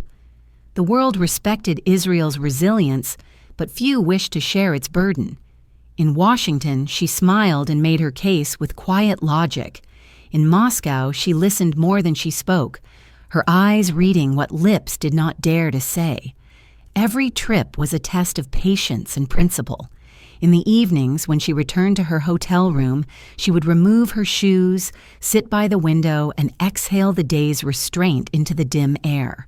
The city outside, whether New York or Paris or London, glimmered with the comfort of those who slept unafraid. She envied them, not for their peace, but for their innocence. She knew too much about how fragile such peace could be. Sometimes she thought of her younger self on the kibbutz, the simplicity of labor, the honesty of exhaustion. How distant it seemed now, how untouched by the calculations of power. Yet she also knew that without those early mornings in the fields, she could never have endured these long nights of negotiation. The soil had taught her what no political mentor ever could, that progress grows slowly, that it requires care, and that even the strongest roots must learn to survive drought. Within Israel, her name had become a kind of shorthand for certainty. People trusted her not because she inspired them, but because she never lied to them. She spoke in the same tone whether addressing parliament or school children. Her sentences were spare, almost severe, yet beneath them ran the current of conviction that no disappointment could extinguish. When young diplomats sought her advice, she would tell them that the greatest danger to a small nation was fatigue. "The moment we grow tired of explaining ourselves," she would say, "the world will stop listening." And though her words sounded harsh, they were spoken with the tenderness of one who understood exhaustion intimately. The demands of her position, however, left little room for rest or reflection. She traveled ceaselessly, moving from one negotiation to another, one crisis to the next. At home, the state was changing. Industrial zones rising where once there had been sand, new immigrants filling the schools, new tensions brewing beneath the surface of optimism. She watched it all with quiet concern. The dream she had helped shape was hardening into politics, into factions and rivalries, into the dull machinery of governance. She told herself this was inevitable, the price of survival, yet sometimes, when she looked at the faces of the young, she wondered if they could still feel what she had once felt, the raw, trembling belief that they were part of something sacred. In the midst of all this, her health began to falter. The cigarettes she clung to, like punctuation marks of thought, had become her constant companions, the smoke curling around her like a familiar ghost. Doctors warned her to rest, but she waved them away with the impatience of one who has lived too long with responsibility to imagine relinquishing it. "Rest is for those who can afford it," she said once, half in jest, and so she worked on, her body yielding inch by inch to the years, her spirit unbent. Her relationships with colleagues grew more complex. Some admired her, others feared her. Most did both. Ben-Gurion respected her deeply, though they argued often. He once called her the only man in his cabinet, and though he meant it as praise, the remark carried the shadow of its time. She understood it for what it was, acknowledgement disguised as irony, and responded with her usual calm. The bond between them was forged not in affection but in shared endurance. They were both realists in a land that survived on dreams. Outside the chambers of government, the world was shifting again. The Middle East, restless and resentful, watched Israel's growing strength with suspicion. The Suez Crisis of 1956, which she witnessed from the nerve center of diplomacy, confirmed what she had long known, that Israel would forever be forced to navigate between necessity and morality, survival and isolation. In those tense days, as the world's powers traded condemnations and justifications, she felt again the weight of history pressing upon her shoulders. Yet through it all, she remained composed, her calm a kind of defiance. "We are too few," she told her aides, "to afford despair." In public, she became an emblem of resilience. Newspapers printed her image beside words like determination, courage, and iron. But those who knew her privately saw something else, the quiet ache of solitude that comes to those who have given themselves entirely to a cause. There were nights when she sat alone in her office long after the lights of Jerusalem had dimmed, her desk littered with papers and half-empty teacups. She would stare at a single line in a report until the words blurred, and for a moment she would feel the enormity of what had been built and the impossibility of keeping it whole. Then she would crush out her cigarette, stand, and begin again. Her compassion remained, though it had grown sharper, less forgiving. She no longer believed that goodwill alone could mend the fractures of the world. Peace, she thought, was not a gift but a construction, fragile and endlessly revised. She sought allies in distant capitals, made promises she hoped could be kept, and carried with her the unshakable sense that time was running out. Not for her, but for everyone. She had seen too much of how quickly security could turn to ashes. One night, after returning from yet another journey abroad, she stood on the balcony of her apartment overlooking the dim outline of the Mediterranean. The air was thick with the scent of rain. The waves, unseen but audible, broke softly against the shore, each one erasing and redrawing the same line. She watched for a long time, the cigarette burning slowly between her fingers, its ember reflected in the glass, like a small, defiant star. The world was sleeping, but her mind would not. She thought of all the names, all the faces, all the choices that had carried her to this moment. The child in Kyiv, the young woman on the kibbutz, the negotiator before men who doubted her, the minister who could no longer afford doubt herself. It struck her then that history was not a series of victories, but of continuations. That to survive was not to triumph, but to keep going when triumph was impossible. The rain began to fall, thin and patient. She stayed where she was, letting it trace cool paths down her hands. The cigarette extinguished now, the horizon hidden by darkness. Somewhere beyond the water lay continents and promises. But here, in this small, uncertain country, the light of a few street lamps flickered against the storm. They seemed fragile, almost futile, and yet they burned on. The years began to blur together in the way that time does when one is too deeply entangled in duty to notice its passing. Golda's name had become part of the rhythm of her nation's daily life, spoken with equal parts reverence and weariness. She had become the voice that reassured foreign leaders, the calm presence in moments of upheaval, the bridge between the rough hands of laborers and the smooth language of diplomacy. Yet inside her, something quieter was taking root. Not doubt, but a fatigue so profound that it had begun to alter her perception of the world. Each victory seemed smaller than the last, each loss heavier. The lines on her face deepened, but her gaze remained unflinching, as though the weight of time itself had failed to bend her will. In her role as foreign minister, Golda often felt the strangeness of representing a nation, still learning what it meant to exist. The grandeur of diplomacy sometimes felt absurd to her. The glittering halls of the United Nations, the rehearsed courtesy of banquets, the endless choreography of handshakes and smiles. She preferred plain conversation, free of spectacle. When she spoke to world leaders, she did so as she always had, with honesty that could be disarming. Her words were rarely poetic, but always anchored in truth.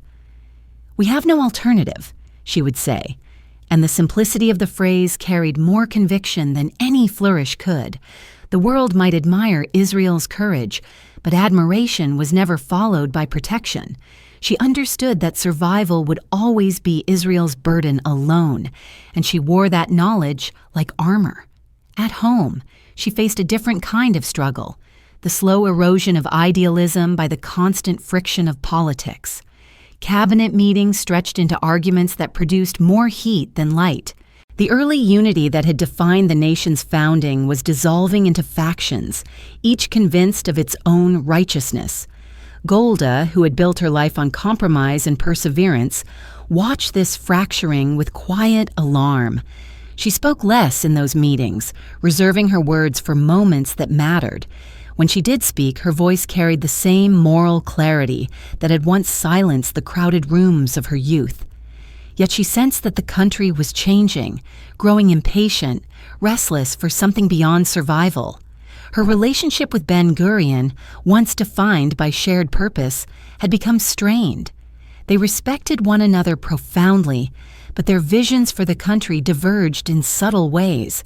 He was restless, unpredictable, driven by ideas that shifted with each season. She was steady, grounded, skeptical of grand theories. Their arguments were sharp but never cruel. When he finally resigned, she felt both sorrow and inevitability. Leadership, she knew, is a solitary inheritance. It cannot be shared forever. In his absence, the landscape of power shifted once more, and she found herself standing in a space that felt at once familiar and newly perilous. Her health continued to decline, though she ignored the warnings. The cigarettes multiplied, the cough deepened, but she treated her body as she did all fragile things, with impatience, as though acknowledging its limits would grant them victory. There were days when the pain in her chest grew sharp, when the act of breathing itself seemed an effort. Yet she continued to travel, to speak, to argue. To rest would have been a betrayal of those who no longer could. When aides urged her to slow down, she would smile faintly and say, "When the work is done." But the work was never done. In those years, the Middle East was a restless equation, shifting and reforming with every border, every speech, every silence. Golda had grown accustomed to crisis. She navigated it as one navigates familiar terrain, with a kind of weary expertise. Yet the crises of the 1960s carried a new weight. The rhetoric had grown sharper, the threats closer. The Six-Day War loomed like a storm whose timing no one could predict, but whose arrival everyone feared. She watched her country brace itself, the young soldiers training with a quiet urgency that reminded her of other faces, other years. The night before the war began, she sat by her window, listening to the city hold its breath. She was no longer in direct command of events. Her role was that of counsel and witness, but she felt the pulse of the nation in her own chest. She knew, as she always had, that wars are won by necessity, not by pride.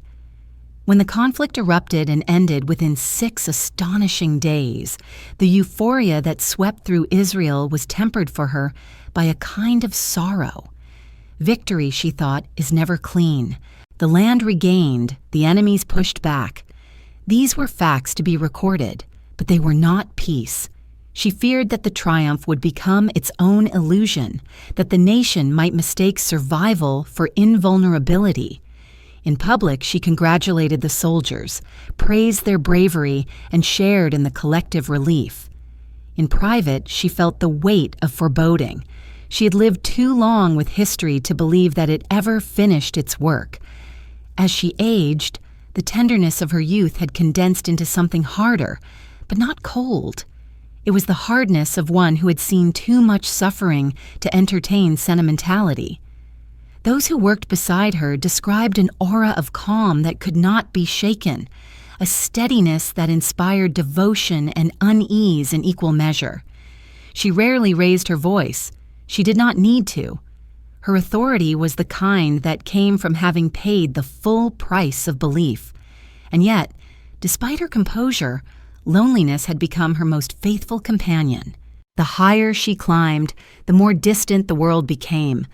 Even among her colleagues, she felt alone, surrounded by voices that spoke to her but no longer reached her.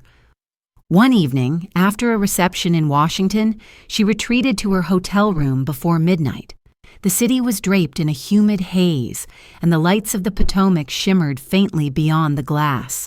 She removed her shoes, unbuttoned her jacket, and sat for a moment without moving. The laughter and music from the ballroom still echoed faintly in her ears. She thought of the faces she had seen: senators, diplomats, journalists. all speaking with polite certainty about the future of the Middle East, as if it were a puzzle to be solved rather than a wound to be endured. She had smiled through it all, answered their questions, accepted their compliments, and now that the silence had returned, she felt the familiar emptiness of having performed necessity. The only sound was the faint hiss of the radiator and her own breathing. She reached for her cigarettes, then stopped. For a moment, she let her hands rest on her knees and simply listened to the quiet. Outside, the rain began to fall, tapping softly against the window pane. The rhythm was steady, hypnotic, and for a brief moment she allowed herself to imagine that the world beyond the glass was at peace, that the city slept unafraid, that the borders were still, that the air carried no scent of smoke or gunpowder. But the illusion lasted only as long as a heartbeat. She opened her eyes and exhaled. Peace, she knew, was never silence. It was the fragile pause between storms. When she returned to Israel, the landscape looked the same but felt different. The victory of 1967 had altered everything: borders, politics, and the nation's sense of itself. She walked through the streets of Jerusalem and felt both pride and unease. The people cheered her, called her name, but she could sense the shift in their expectations. They no longer wanted endurance. They wanted certainty. And certainty, she knew, was the one thing history never gave. In the following years, she withdrew slightly from the constant glare of diplomacy, though she remained a voice of influence. The new leaders sought her counsel, and she gave it sparingly, with the gravity of one who had seen hope turn to disillusion and back again too many times to count. Her hair had turned silver, her voice lower, her movements slower, but her presence still filled any room she entered. When she spoke, even those who disagreed with her found themselves listening. In the quiet hours of evening, when the city lights flickered below her window, she sometimes thought of the path that had carried her here. From the wooden house in Kyiv to the narrow streets of Milwaukee, from the fields of Merhavia to the conference rooms of power. Each chapter had left its mark, and together they formed a story that still felt unfinished. She did not know what history would make of her, nor did she care to guess. Her task had never been glory. It had been endurance. The phone rang once, breaking her reverie. A young aide on the other end asked for a meeting, some urgent matter of state. Golda listened, then smiled faintly. There was always an urgent matter of state. She stubbed out her cigarette, rose slowly, and reached for her shawl.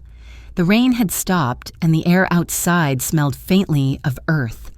She paused before leaving the room and glanced once more at the window. Beyond the glass, the city waited, restless, uncertain, alive. She whispered to no one in particular, "There's work to be done," and stepped into the hallway, her shadow stretching long and thin against the light. The dawn that followed those years of victory was deceptive in its stillness. Israel appeared stronger than ever, its borders secure, its people confident, its leaders celebrated abroad. Yet Golda, now aged and worn, could feel the unease beneath the triumph, the invisible tremor that precedes an earthquake. She had lived long enough to recognize the shape of danger, even when it was dressed in celebration. The silence of success, she thought, was often the most dangerous silence of all. Her mornings began earlier now, before the heat could invade the city, before the phone could ring. She would sit by her window in Jerusalem, the same cup of tea cooling beside her, her eyes tracing the outline of the hills that framed the horizon. The world called her the face of a nation, but she felt more like its memory, burdened, necessary, but quietly eroding beneath the weight of time. When she became prime minister in 1969, it was not ambition that carried her into office, but resignation. Others had refused, citing exhaustion, conflict, and the impossible demands of leading a country that was always one mistake away from disaster. Golda, already 71, accepted out of duty, not desire. "If not me, then who?" she said, though she knew the answer would never satisfy her. The country needed steadiness, and steadiness was something she could still provide. The ceremony of her appointment was modest. There were handshakes, cameras, polite applause. In her first speech, she spoke simply, without grandeur. "We have work to do," she said, and the words, so plain, carried a gravity that silenced the room. Her office, overlooking the city she had helped build, became both command post and cell. The days began before dawn and ended long after midnight, filled with reports, meetings, and the endless negotiation between necessity and conscience. Her ministers admired her endurance but feared her expectations. She demanded honesty, precision, and absolute commitment. To those who hesitated, she showed no mercy. She had outlived too many illusions to tolerate cowardice, disguised as caution. And yet beneath her steel exterior, there remained that faint glimmer of compassion that had once defined her, the maternal instinct that saw even her critics as wayward children in need of guidance. Outside her office walls, the world grew louder. The war of attrition with Egypt dragged on along the Suez Canal, a constant exchange of artillery and accusation. Each death weighed heavily on her, though she rarely spoke of it. When casualty lists were read aloud, she would listen with her eyes closed, as if memorizing the names by sound alone. "Each one is a world," she once said quietly to an aide, "and the world keeps disappearing." Yet she refused to show despair. The public expected firmness, and firmness she gave, not because she lacked grief, but because grief had become her native language, and she knew no one wished to hear it spoken aloud. In those years, she met with leaders from across the world, Nixon, Kissinger, Brezhnev, and many others, all of whom tried, in their own way, to understand her. Some mistook her plainness for simplicity. Others found her bluntness refreshing in a realm ruled by pretense. She had no patience for diplomatic courtesies that disguised evasion. When she met Nixon in Washington, she told him directly, "We have no one else to rely on. You must understand that we cannot gamble with our lives." Her words were not threat, but truth, spoken with the gravity of one who had spent a lifetime without the luxury of safety. Kissinger, who alternated between admiration and frustration with her, once described her as the only person in the world who could make me feel like a schoolboy. She laughed when told of this and said, "That is because you are too used to men who mistake charm for conviction." Yet for all her resolve, the years of leadership took a toll that even she could not conceal. Her body, already frail, began to rebel against the demands of her position. The migraines grew worse, the exhaustion constant, but she refused to relent. She had become, in her own eyes, an instrument of history, something to be used until it broke. The people loved her, the press revered her, yet admiration only deepened her solitude. She had no one left with whom to share her fears. Her friends spoke of her as two women in one, the public figure unflinching and powerful, and the private soul, worn and silently aching for rest. In the cabinet meetings, she ruled with quiet severity. Her colleagues often debated fiercely among themselves, but when she spoke, the arguments ended.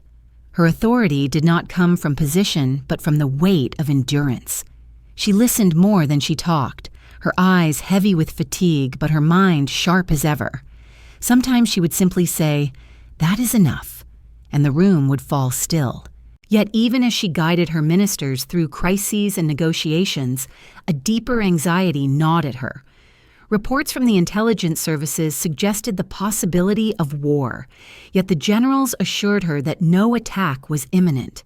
Israel, they said, was too strong, too well defended. Golda wanted to believe them, but belief had never been her habit.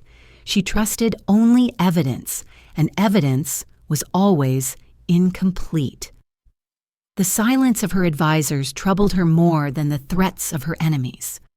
In the autumn of 1973, the air grew heavy with forewarning. Egypt and Syria were restless, the borders uneasy.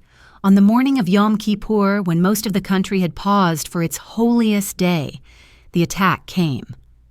Golda was woken with the news before sunrise.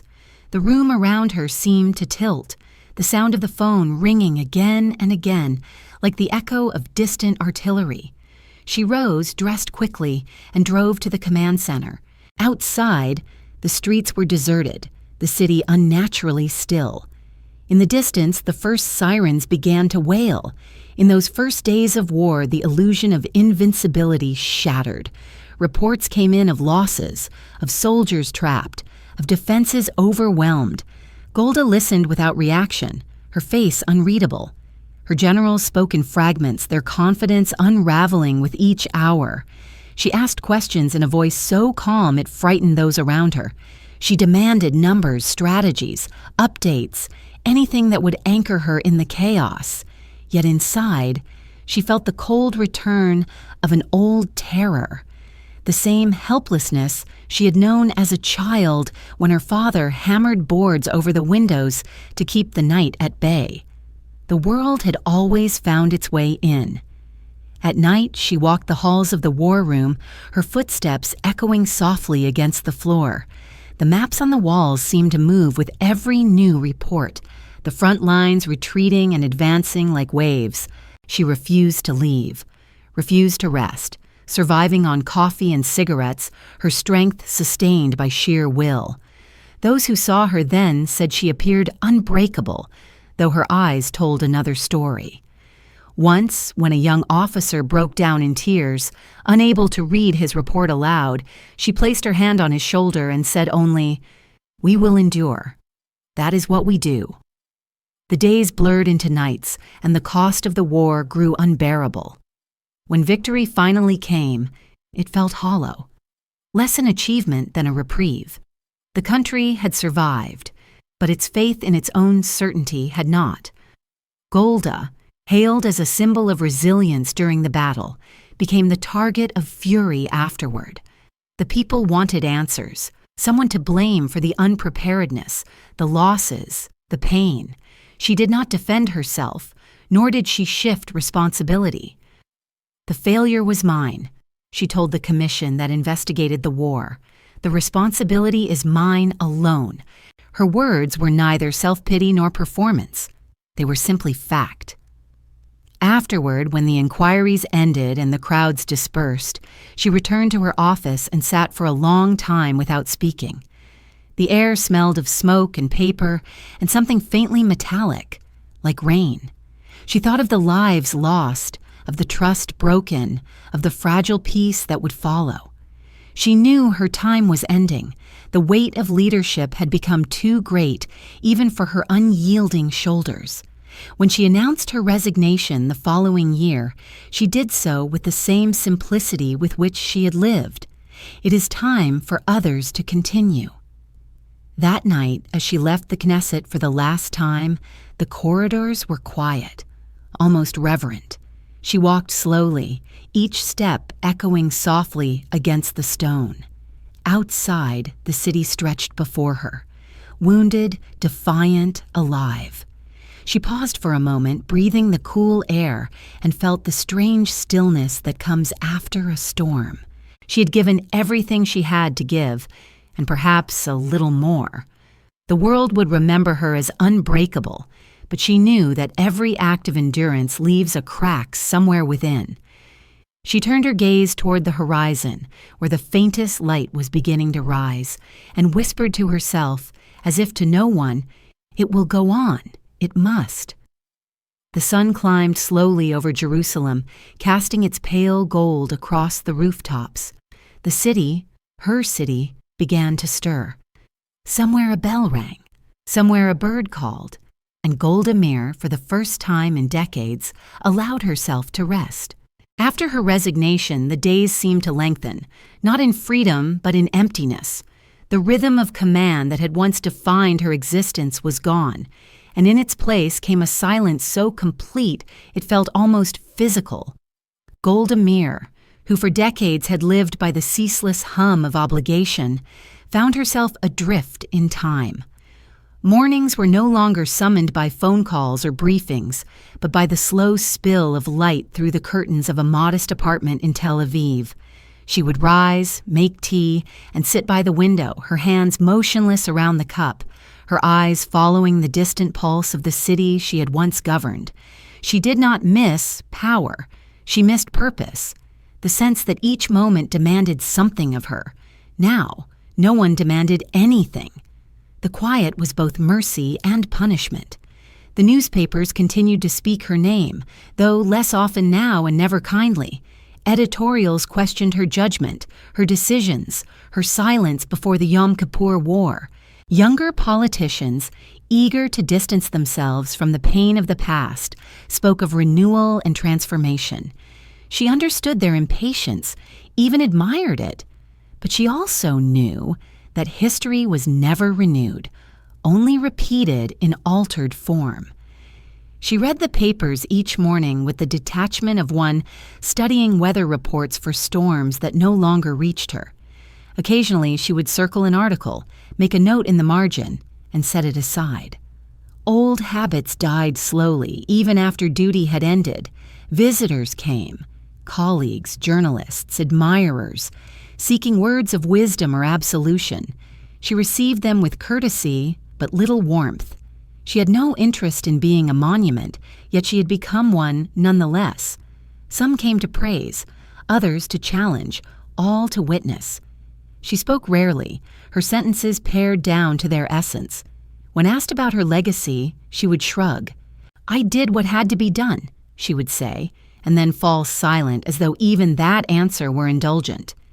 In the evenings, when the last visitor left and the door closed, she would light a cigarette and sit in the growing dusk, her face illuminated only by the ember's faint glow.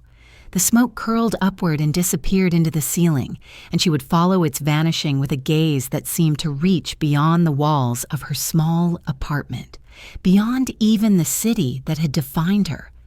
Those who saw her in those years remarked on how much smaller she seemed, how fragile her frame had become, how slowly she moved.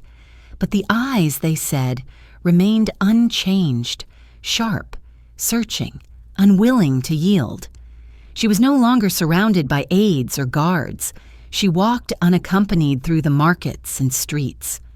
Sometimes people stopped her, old men or young mothers, their voices trembling as they thanked her for what she had done. She would nod, touch their hands briefly, and move on. Recognition embarrassed her now. What she had done was not heroism, but survival. And survival, she believed, was the work of many, not one. Yet there were moments, brief and unbidden, when the memory of what she had endured would catch her unaware. A flash of a soldier's face, the echo of a siren, the feel of the war room's cold light on her skin. And for an instant the silence around her would tighten until it felt like grief itself. Her health worsened as the years drew on. The cancer, first a whisper in her body, became a shadow that followed her everywhere. She bore it with the same stoic patience she had brought to every burden before. Doctors urged her to slow down, to rest, to accept care. But she continued to receive visitors, to attend small gatherings, to answer letters. Pain, to her, was an inconvenience, not an event. What unsettled her was not the illness, but the growing detachment she felt from the life she had once known. The world was changing faster than her memory could keep pace. The country she had helped create had entered a new era, noisier, wealthier, more cynical. She did not resent it, but she felt out of place in it, as though she were the ghost of an older dream wandering through a city that had forgotten how to dream. In the solitude of her final years, she began to write. Not a formal memoir, but reflections scribbled on loose sheets, fragments of thought and recollection. They were not meant for publication. They were her way of conversing with herself. She wrote of her childhood in Kyiv, of the boarded windows, of her father's trembling hands, of the first scent of America. She wrote of Morris, her husband, whose quiet sadness she had carried with her long after their parting. She wrote of Ben-Gurion, of the men who had doubted her, of the nights in Moscow when hope had seemed both near and forbidden. The writing was slow, each line deliberate. The sentences were not explanations, but memories distilled to their barest form. "Perhaps," she wrote in one of the last fragments, "the greatest mistake is to believe that history forgives. It does not forgive, it continues. It does not remember, it repeats." She received few visitors near the end. Those who came found her calm, even amused, by the passage of time. Her conversations were brief, punctuated by long silences that felt less like absence than reflection. Once, when an old friend lamented the criticism still directed at her, she smiled faintly and said, "If they no longer argue, it will mean I no longer matter." There was no bitterness in her tone, only the weary acceptance of one who understood the rhythm of forgetting. At times, she would turn on the radio to hear the debates of the younger generation, their fierce optimism, their certainty, and shake her head with an affection tinged by pity. "They will learn," she murmured once, "as we all did. The world is always more complicated than its slogans." As her illness advanced, her world contracted to the dimensions of a single room. The view from her window became her horizon, a narrow slice of sky, a few trees bending in the wind, the faint shimmer of the sea in the distance. She spent hours watching the light change across that small square of existence, measuring time not in days but in shadows. The quiet no longer frightened her. It had become a companion, steady and undemanding. Sometimes, in the soft blur of afternoon, she would imagine the voices of those who had gone before her, the pioneers, the soldiers, the refugees, the nameless multitudes whose faith had built what words could not. They spoke not in sentences but in presence, reminding her that history is not the story of great individuals, but of shared endurance. In her final weeks, when speech grew difficult, she communicated mostly through touch. A hand squeezed, a glance held, a nod. Those who cared for her said she seemed peaceful, though her eyes remained restless, as if still scanning for unfinished work. One evening, a nurse asked her if she was afraid. Golda shook her head. "I have been afraid before," she whispered. "This is only another beginning." When she died in December of 1978, the nation paused. The newspapers filled with her image, that lined face, that steady gaze. Tributes came from around the world, from allies and adversaries alike. Crowds lined the streets of Jerusalem as her coffin passed, the air thick with silence. The sound of footsteps on the pavement, the rustle of flags, the muted sobs of strangers, all became part of a collective breath held between mourning and memory. Those who had known her wept quietly. Those who had judged her wept too. Her absence seemed to leave the air itself heavier. That night, after the ceremonies ended and the crowds dispersed, the city lay in stillness. Somewhere beyond the hills, the wind moved through the olive trees, carrying the scent of rain. In the faint glow of street lamps, the leaves shimmered, as though alive with their own quiet light. It was the light she had chosen for her name, Meir, to illuminate. And even in death, it seemed to linger. Her story, like the country she had built, was unfinished, still unfolding in the uncertain hands of those who remained. The silence she left behind was not emptiness, but space. The kind of silence in which something new might yet begin to grow. The years that followed her death felt, to those who had known her, strangely hollow, as though something essential had been removed from the air. Golda Meir had not merely governed, she had been a presence, a gravitational force that shaped the space around her.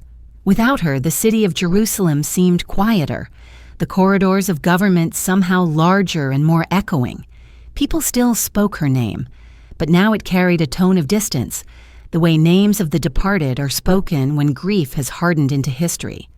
For some, she was a symbol of endurance, for others, a reminder of mistakes too costly to forgive.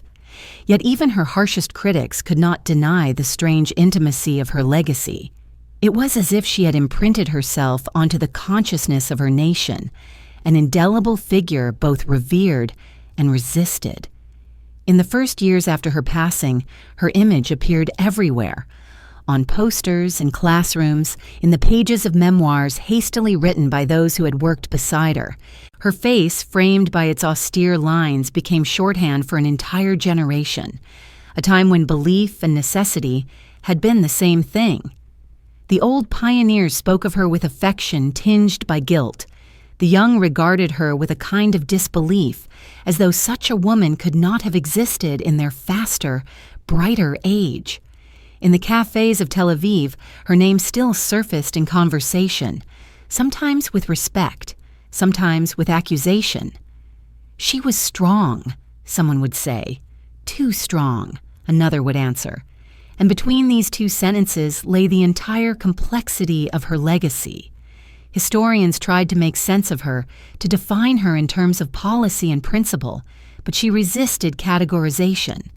To some, she was the architect of survival, to others, the overseer of stagnation. Feminists hailed her as a pioneer who broke barriers. Critics saw in her a woman who had adopted the ruthlessness of the men she outlasted.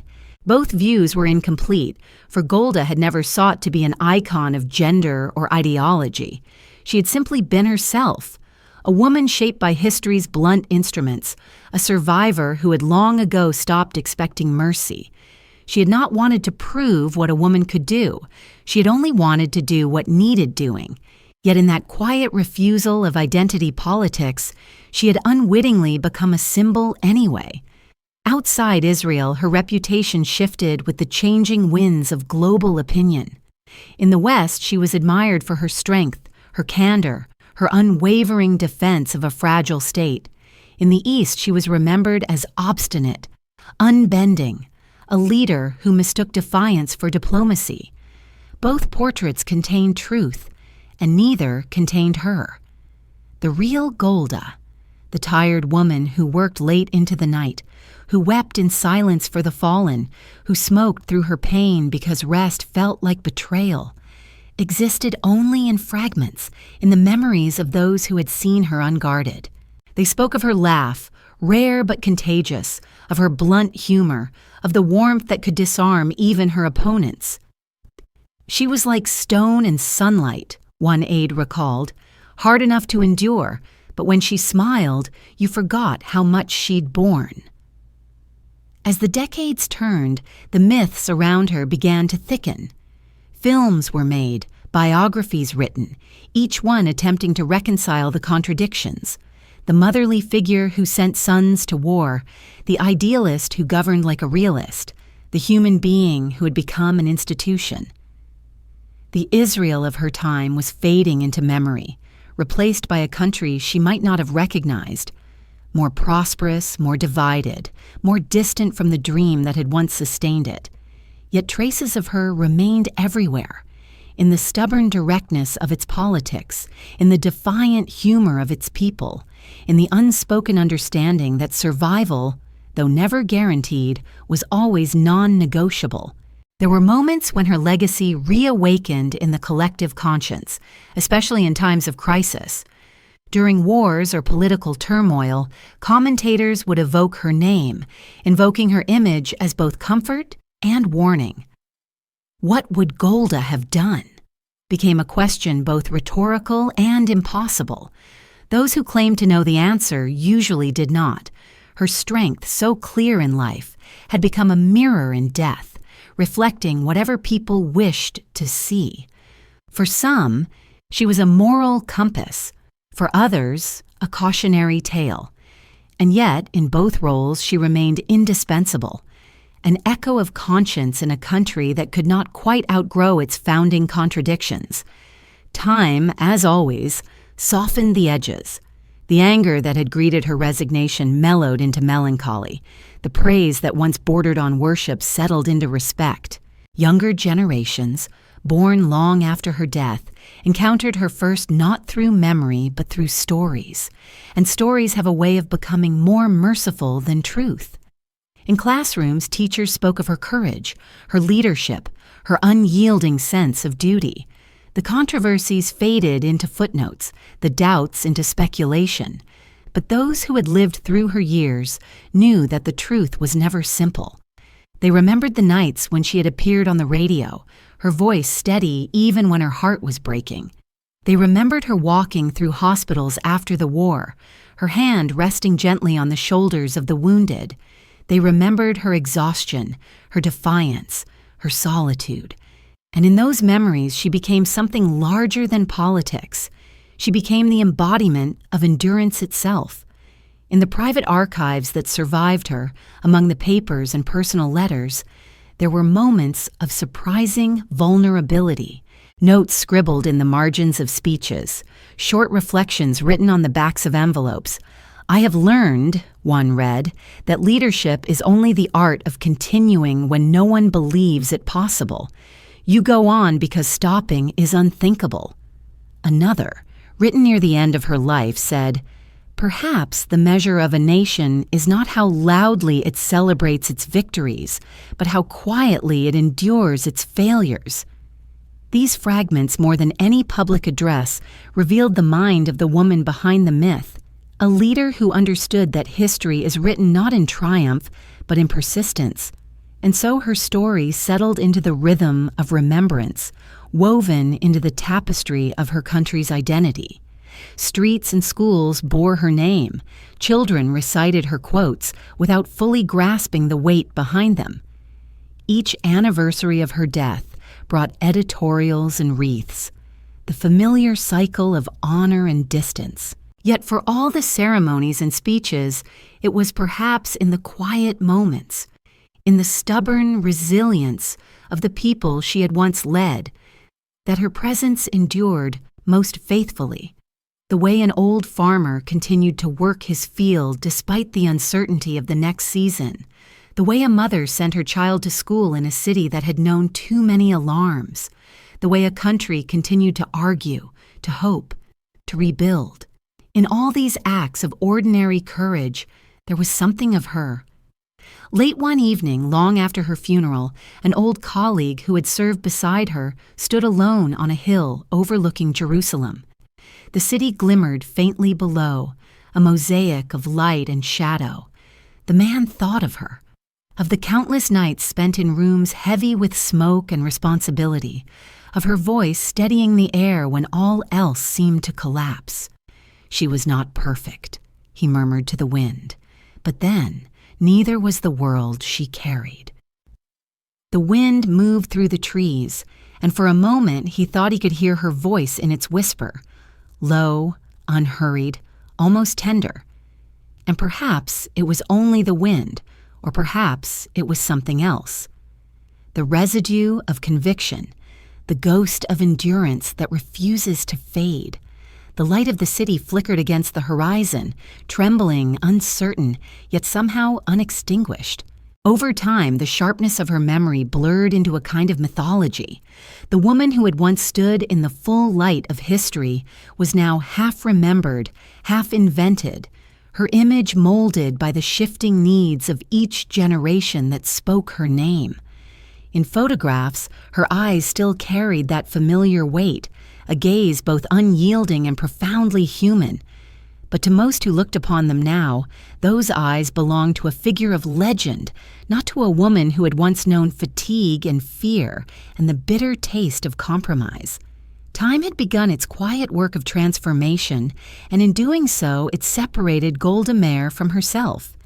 In the Israel she had helped to build, her name became both symbol and argument. To some, she was the last of the pioneers, the final embodiment of a generation that believed in labor, sacrifice, and duty before self. To others, she was the architect of rigidity, the leader who mistook survival for morality, who failed to see that strength without compassion could harden into blindness. Her critics spoke of missed opportunities, of peace deferred, of arrogance mistaken for courage. Her defenders answered that the world she faced had allowed no other path, that decisions made in the fog of war could never be judged in the clarity of hindsight, And so she lived on, not as memory but as debate, her spirit summoned each time the nation wrestled with its own conscience. In classrooms, her story was told with reverence. Teachers described the girl from Kyiv who had crossed an ocean, the young woman who had worked the fields of Merhavia, the mother who had become a stateswoman. The children listened, imagining her as a figure carved from stone, ancient and unyielding, unaware that she had once been young and uncertain and quietly afraid. They repeated her words. "We have no alternative. It is time for others to continue," without realizing how much loss those sentences contained. The simplicity of her language hid the depth of her loneliness. Yet perhaps it was fitting that a nation built from fragments should remember its leaders in fragments too. Abroad, her legacy drifted between admiration and misunderstanding. Western newspapers called her the Iron Lady before the title was ever given to another. They wrote of her toughness, her refusal to compromise, her calm amid catastrophe. They rarely wrote of her tenderness, the way she had once comforted a wounded soldier by stroking his hair, the way she had paused before signing military orders to whisper a prayer for those they would affect. Such details were inconvenient to myth, and myth has no patience for contradiction. The Soviet papers, on the other hand, called her a reactionary, a servant of imperialism, a relic of the old world. They too missed the truth, for she had never been a servant to anything but necessity. Between these two opposing visions, hero and villain, the real woman dissolved into shadow. As the decades lengthened, so did the distance between her life and the lives of those who inherited the country she had helped to shape. The Israel of skyscrapers and silicon bore little resemblance to the land of tents and orchards she had once known. Yet even in this transformed landscape, her voice could be heard in the unspoken ethos that lingered, the belief that fragility and endurance were not opposites, but partners, that survival was not granted, but earned, every day anew. Her presence could be felt in the dry humor with which Israelis met their hardships, in the defiant laughter that rose after tragedy, in the quiet conviction that despair, though tempting, was never an option. Occasionally, her image appeared in political campaigns, invoked by those who sought legitimacy through lineage. But none who borrowed her name could wear it comfortably. The simplicity of her convictions did not fit easily in the rhetoric of modern politics, and her blunt honesty, so natural to her generation, seemed almost anachronistic in an age of calculation. The distance between her world and theirs was not measured in years, but in faith. She had believed utterly that a nation could be built on ideals alone, on the stubborn decency of ordinary people. To believe that now required a courage most had forgotten how to summon. In the private corners of archives, scholars pored over her letters and diaries, searching for the woman behind the myth. What they found was not revelation but confirmation, that Golda Meir was both exactly what she seemed and far more complicated than anyone had imagined. Her prose was spare, factual, devoid of sentiment, yet between the lines ran a current of weary compassion. She wrote often of loneliness, though never in self-pity, of responsibility, though never with pride. In one letter, dated only weeks after the Yom Kippur War, she confessed, "It is strange to live after so many deaths. I wake each morning and wonder why the sun has the courage to rise." That sentence, more than any speech, revealed the measure of her heart. Not unfeeling, as many had believed, but too feeling, forced to armor itself in restraint. Outside the halls of study and the echo of politics, her story lingered most vividly in the memories of those who had known her as something other than Prime Minister. A driver who had accompanied her on long journeys remembered how she hummed quietly to herself during the drives, a habit from her youth. A secretary recalled how she once spent an entire afternoon helping her find a lost photograph of her children. A A soldier who had met her after the war remembered that she had wept with him, silently, her hand gripping his so tightly he could still feel it decades later. These recollections, small and tender, carried a truth that history's grand narratives could never contain, that even the strongest among us are not made of iron, but of exhaustion endured, of pain concealed, of belief that refuses to die. Perhaps it was inevitable that she would become less a person than an idea, an emblem of a kind of leadership the modern world no longer produced. In times of uncertainty, people looked back to her as one might look toward an old photograph, searching not for accuracy, but for reassurance. They saw in her the conviction that once guided a generation through chaos, the certainty that purpose could still exist amid confusion. And though her methods no longer fit the times, her essence remained instructive. The belief that power is meaningless unless rooted in responsibility, that leadership demands not adoration, but endurance. Late in the 20th century, on the anniversary of her death, a candlelight vigil was held in Jerusalem. The crowd was small, students, veterans, older citizens, but their silence carried the weight of generations.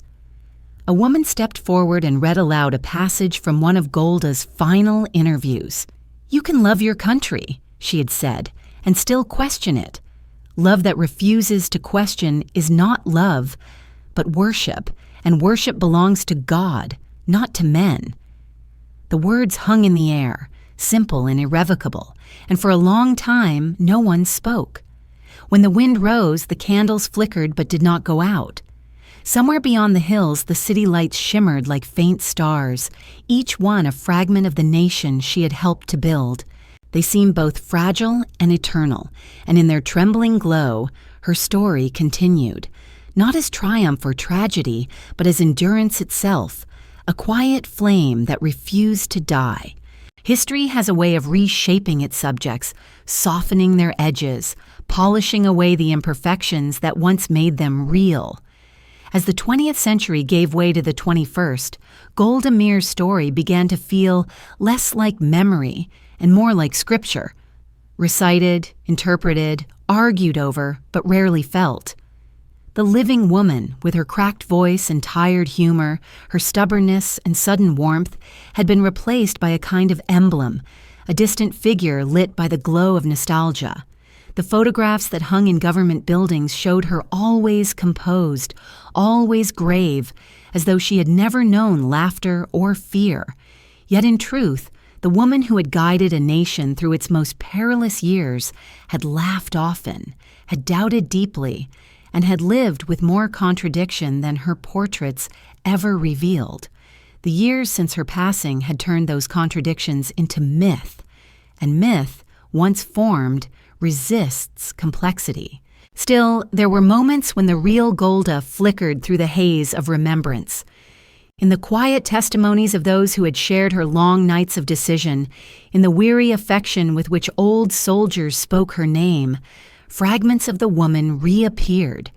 They recalled the smell of her cigarettes, the roughness of her voice after too many sleepless nights, the way she would listen without interrupting until a silence fell heavy enough to require truth.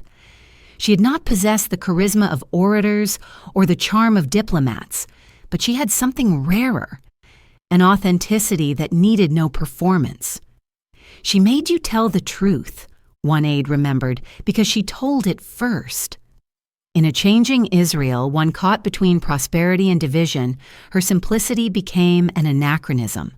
The new generation of leaders spoke the language of strategy, economics, global integration. They wore polished suits, quoted markets instead of prophets. Golda's plain speech, her refusal to disguise conviction in diplomacy, would have sounded almost archaic among them. And yet, her absence could still be felt in the way people measured integrity, an unspoken standard that hovered behind every gesture of leadership. When the country faltered, her ghost was invoked. When it succeeded, she was thanked in silence. She had become part of the nation's subconscious, not adored but acknowledged, like an elder whose lessons still guided even those who believed they had outgrown them. Abroad, her legacy continued to evolve. Scholars dissected her policies, journalists debated her decisions, feminists reclaimed her as both icon and cautionary tale. In America, she remained a figure of fascination. The immigrant girl who had crossed oceans to build a state, who spoke to presidents as equals, who embodied a kind of moral austerity long vanished from politics. In Russia, her name lingered among Jewish dissidents as a whisper of pride, the proof that endurance could outlast oppression.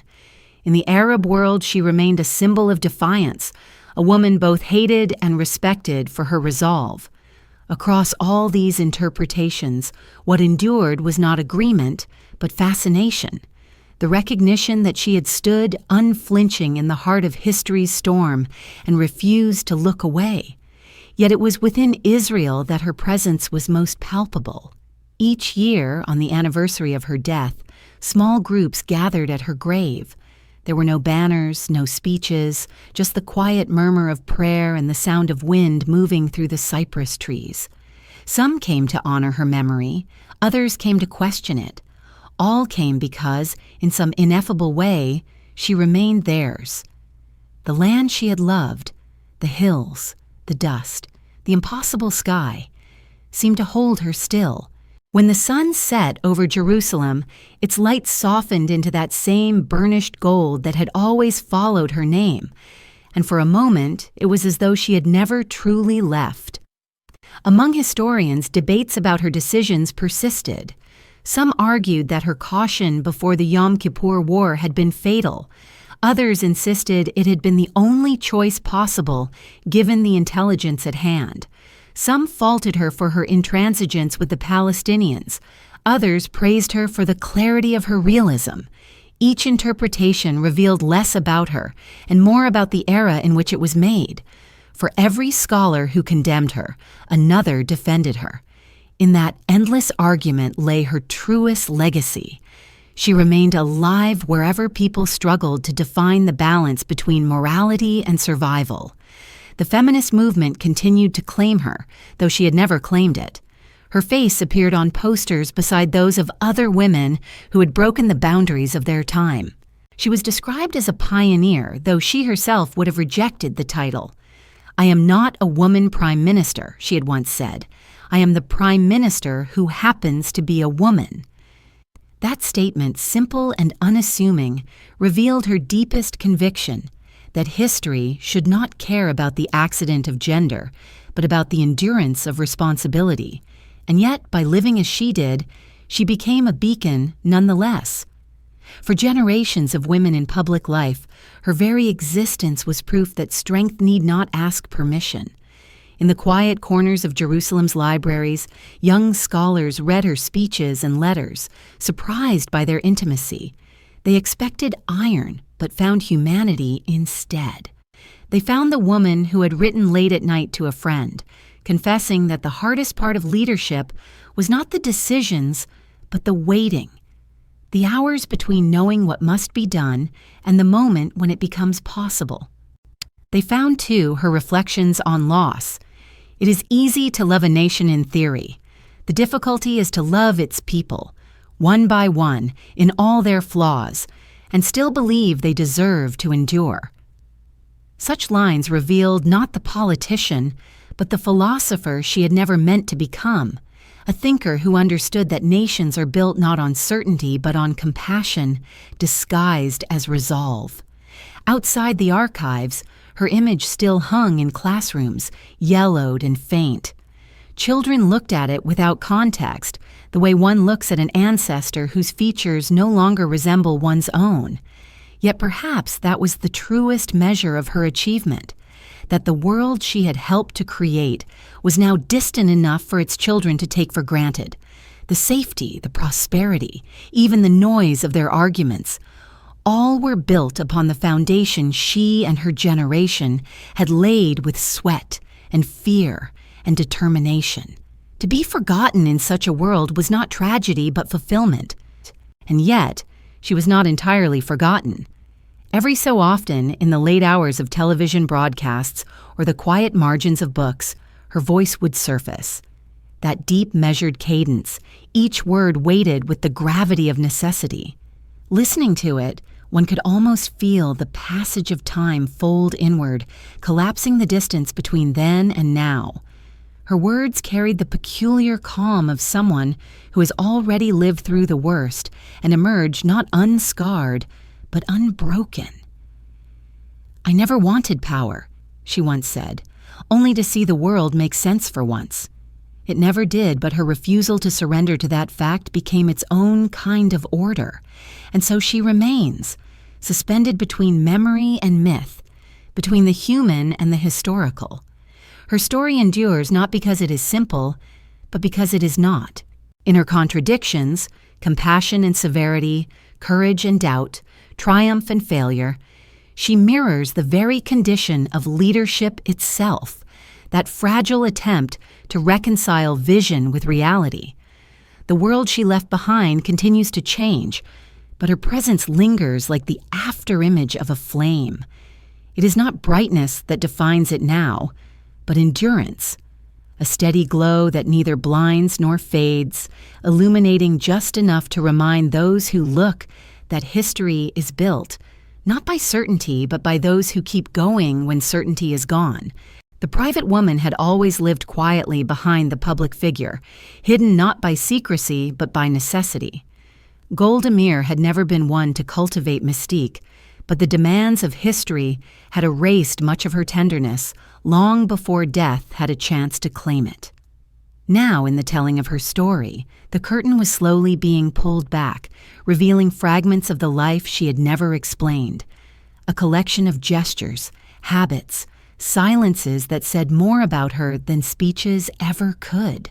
Those who had worked beside her for decades remembered small things, the way she poured tea for everyone before meetings began, her insistence on using the same chipped mug she'd brought from home, the faint scent of tobacco that clung to her sweaters, the habit of touching her temple when she was thinking deeply, as though pressing her thoughts into place.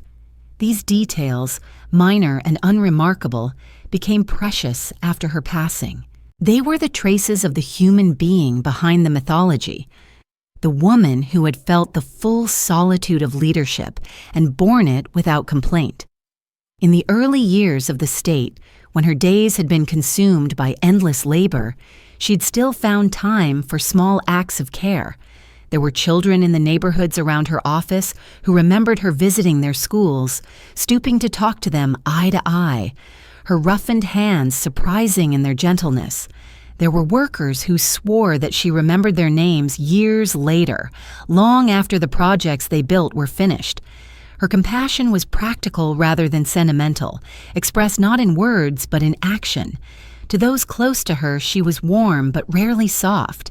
Even in laughter, there was a restraint, as though she feared too much joy might betray the memory of all those who had never lived to see it. She carried the grief of her generation like an heirloom, quietly, respectfully, without seeking pity or release. Her home, when she was finally free to inhabit it without the interruptions of state, was modest to the point of austerity. The furniture was worn, the bookshelves crowded with volumes in Hebrew, Russian, and English, their spines cracked from use.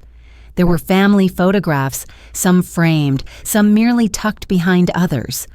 Her children when they were young, her husband smiling faintly, images of friends now gone.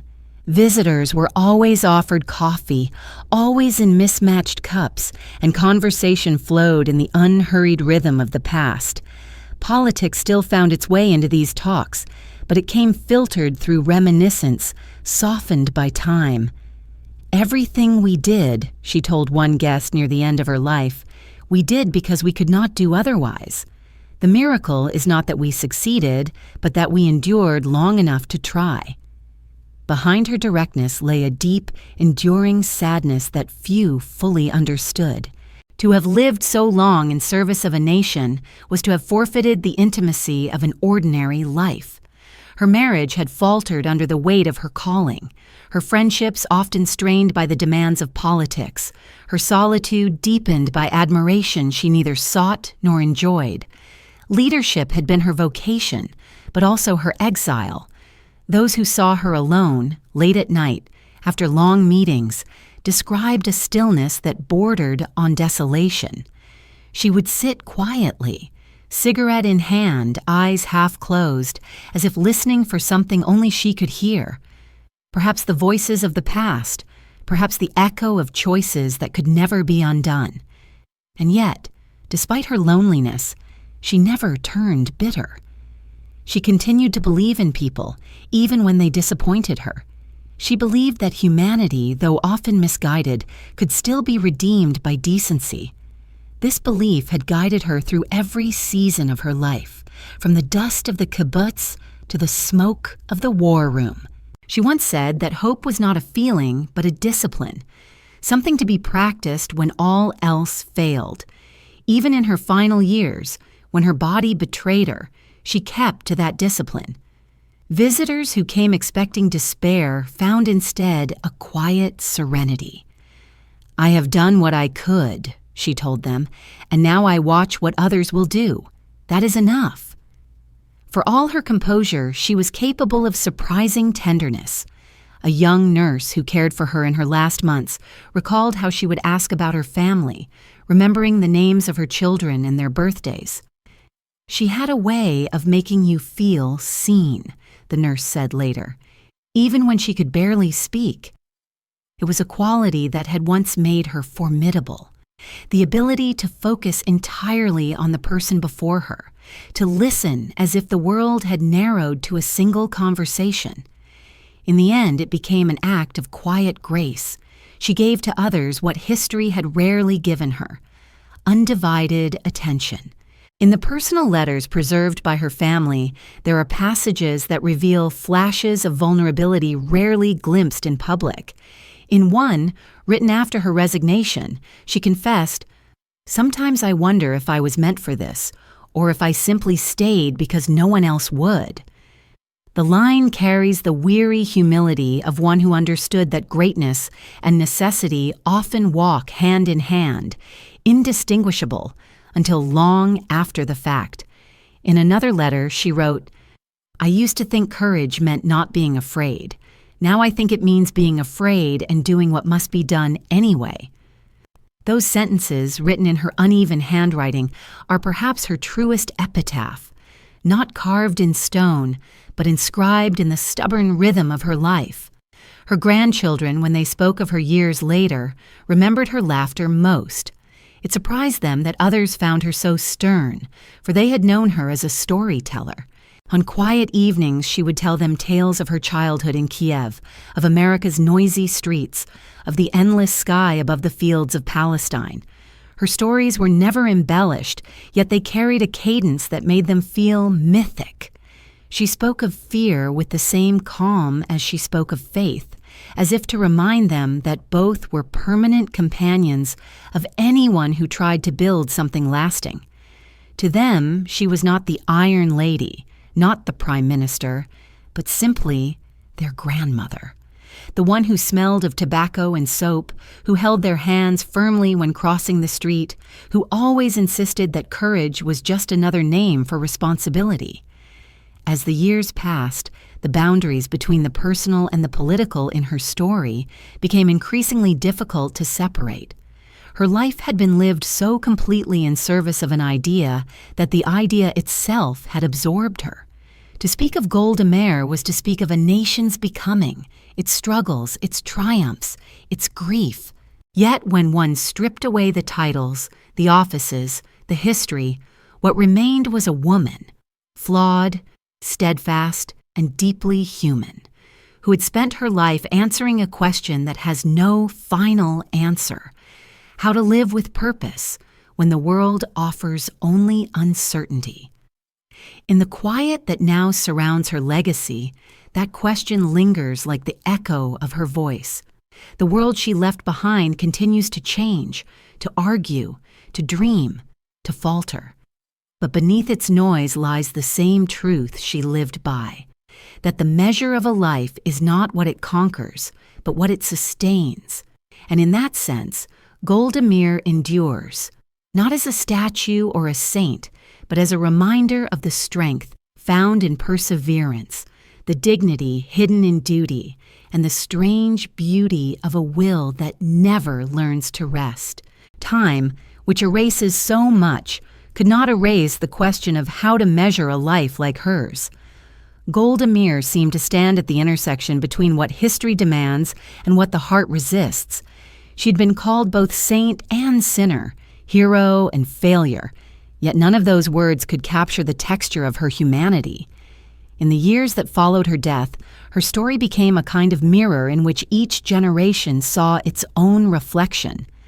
Scholars, writers, and ordinary citizens returned to her again and again, not for answers, but for the discomfort of her example, the recognition that leadership is never pure, that even the most steadfast convictions leave shadows behind.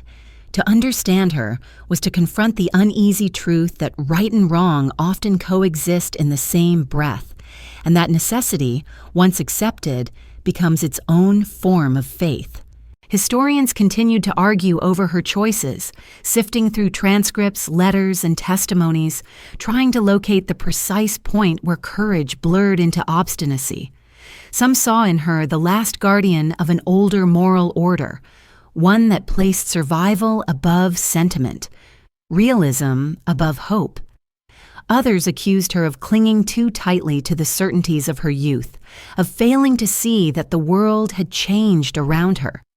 But those who studied her most closely came to recognize something deeper, that she was neither static nor blind, but trapped within the contradictions of her time, struggling to reconcile a dream of nationhood with the reality of power. She had believed, as so many of her generation did, that history could be shaped by will alone, that moral clarity could withstand the weight of politics. It was this belief that had given her strength and also, inevitably, pain. Outside the realm of analysis, her story began to acquire a quieter resonance. For many, especially women who entered politics or diplomacy in later years, she became a touchstone. They saw in her not perfection but endurance, the proof that one could carry the weight of responsibility and still remain human beneath it. She had never claimed to be a feminist icon, yet her existence had changed the landscape of possibility. Young women studying her life found inspiration not in her triumphs, but in her fatigue, in the way she kept going despite the loneliness that her position imposed. They recognized in her a truth that transcended politics, that to lead often means to stand alone, and that solitude, endured with dignity, can be its own quiet form of grace. The nation she helped to build continued to wrestle with her legacy. Streets and schools bore her name, but monuments cannot contain paradox. In the years after the wars, as peace negotiations faltered and divisions deepened, her image became both comfort and provocation.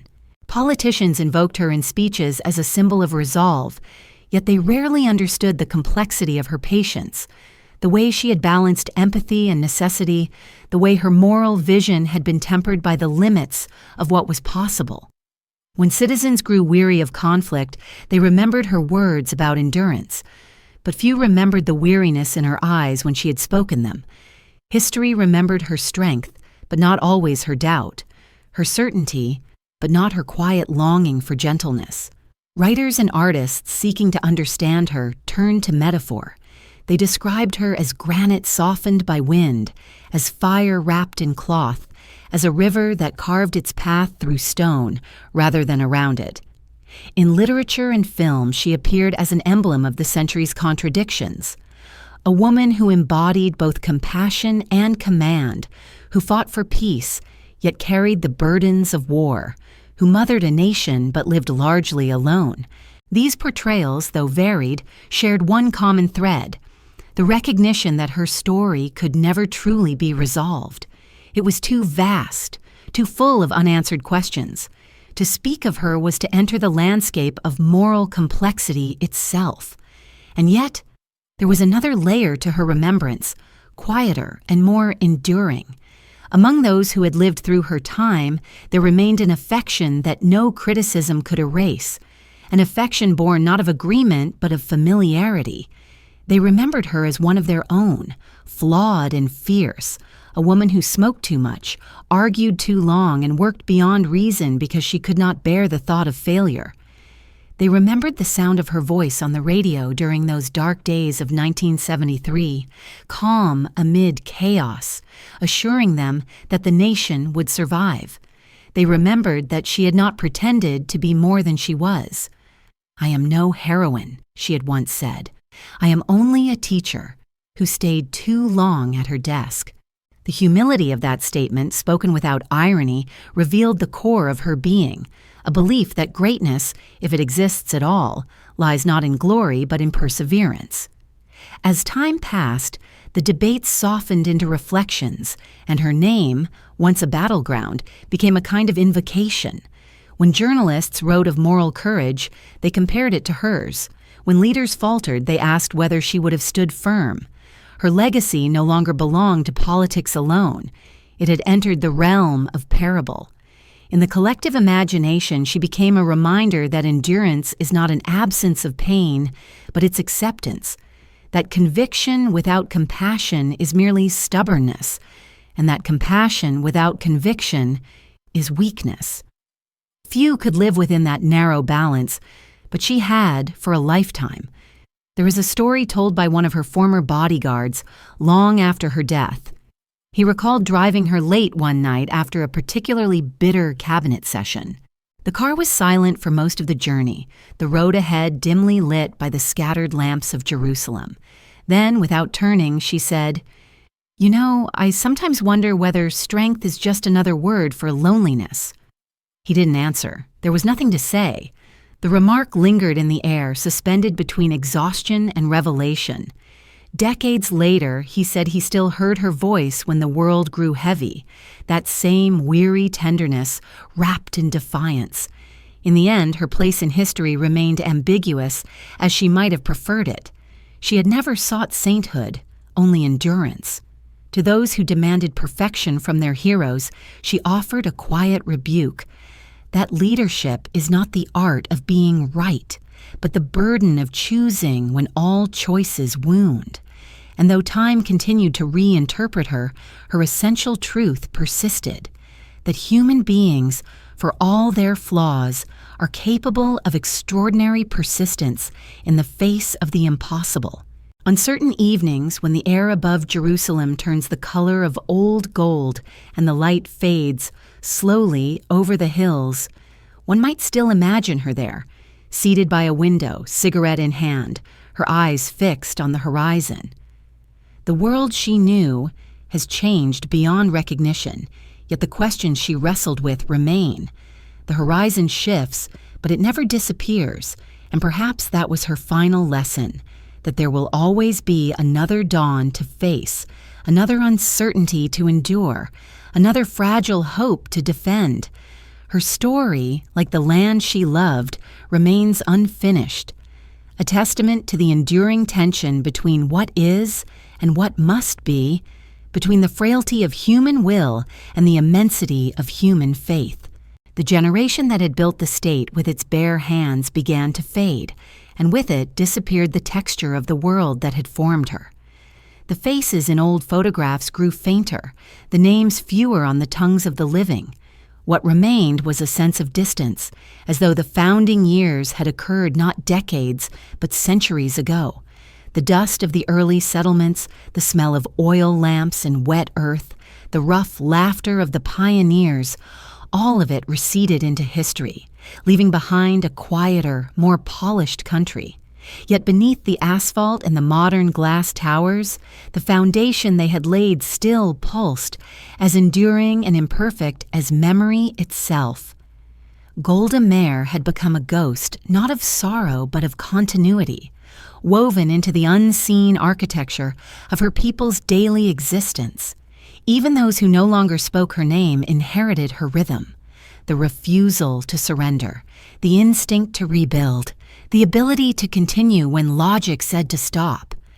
The passage of time gave her a strange kind of intimacy with those who had never known her. In the new century, young students who encountered her only through books found themselves drawn to her contradictions. She was both comfort and challenge, a reminder that leadership could be neither pure nor simple. In an era weary of slogans and the exhaustion of certainty, her blunt honesty seemed almost revolutionary. They read her words and were startled by their plainness, by the unvarnished truth that power and morality can never fully coexist. For a generation accustomed to the noise of politics, her silence, that deliberate, heavy pause before she spoke, felt like wisdom rediscovered.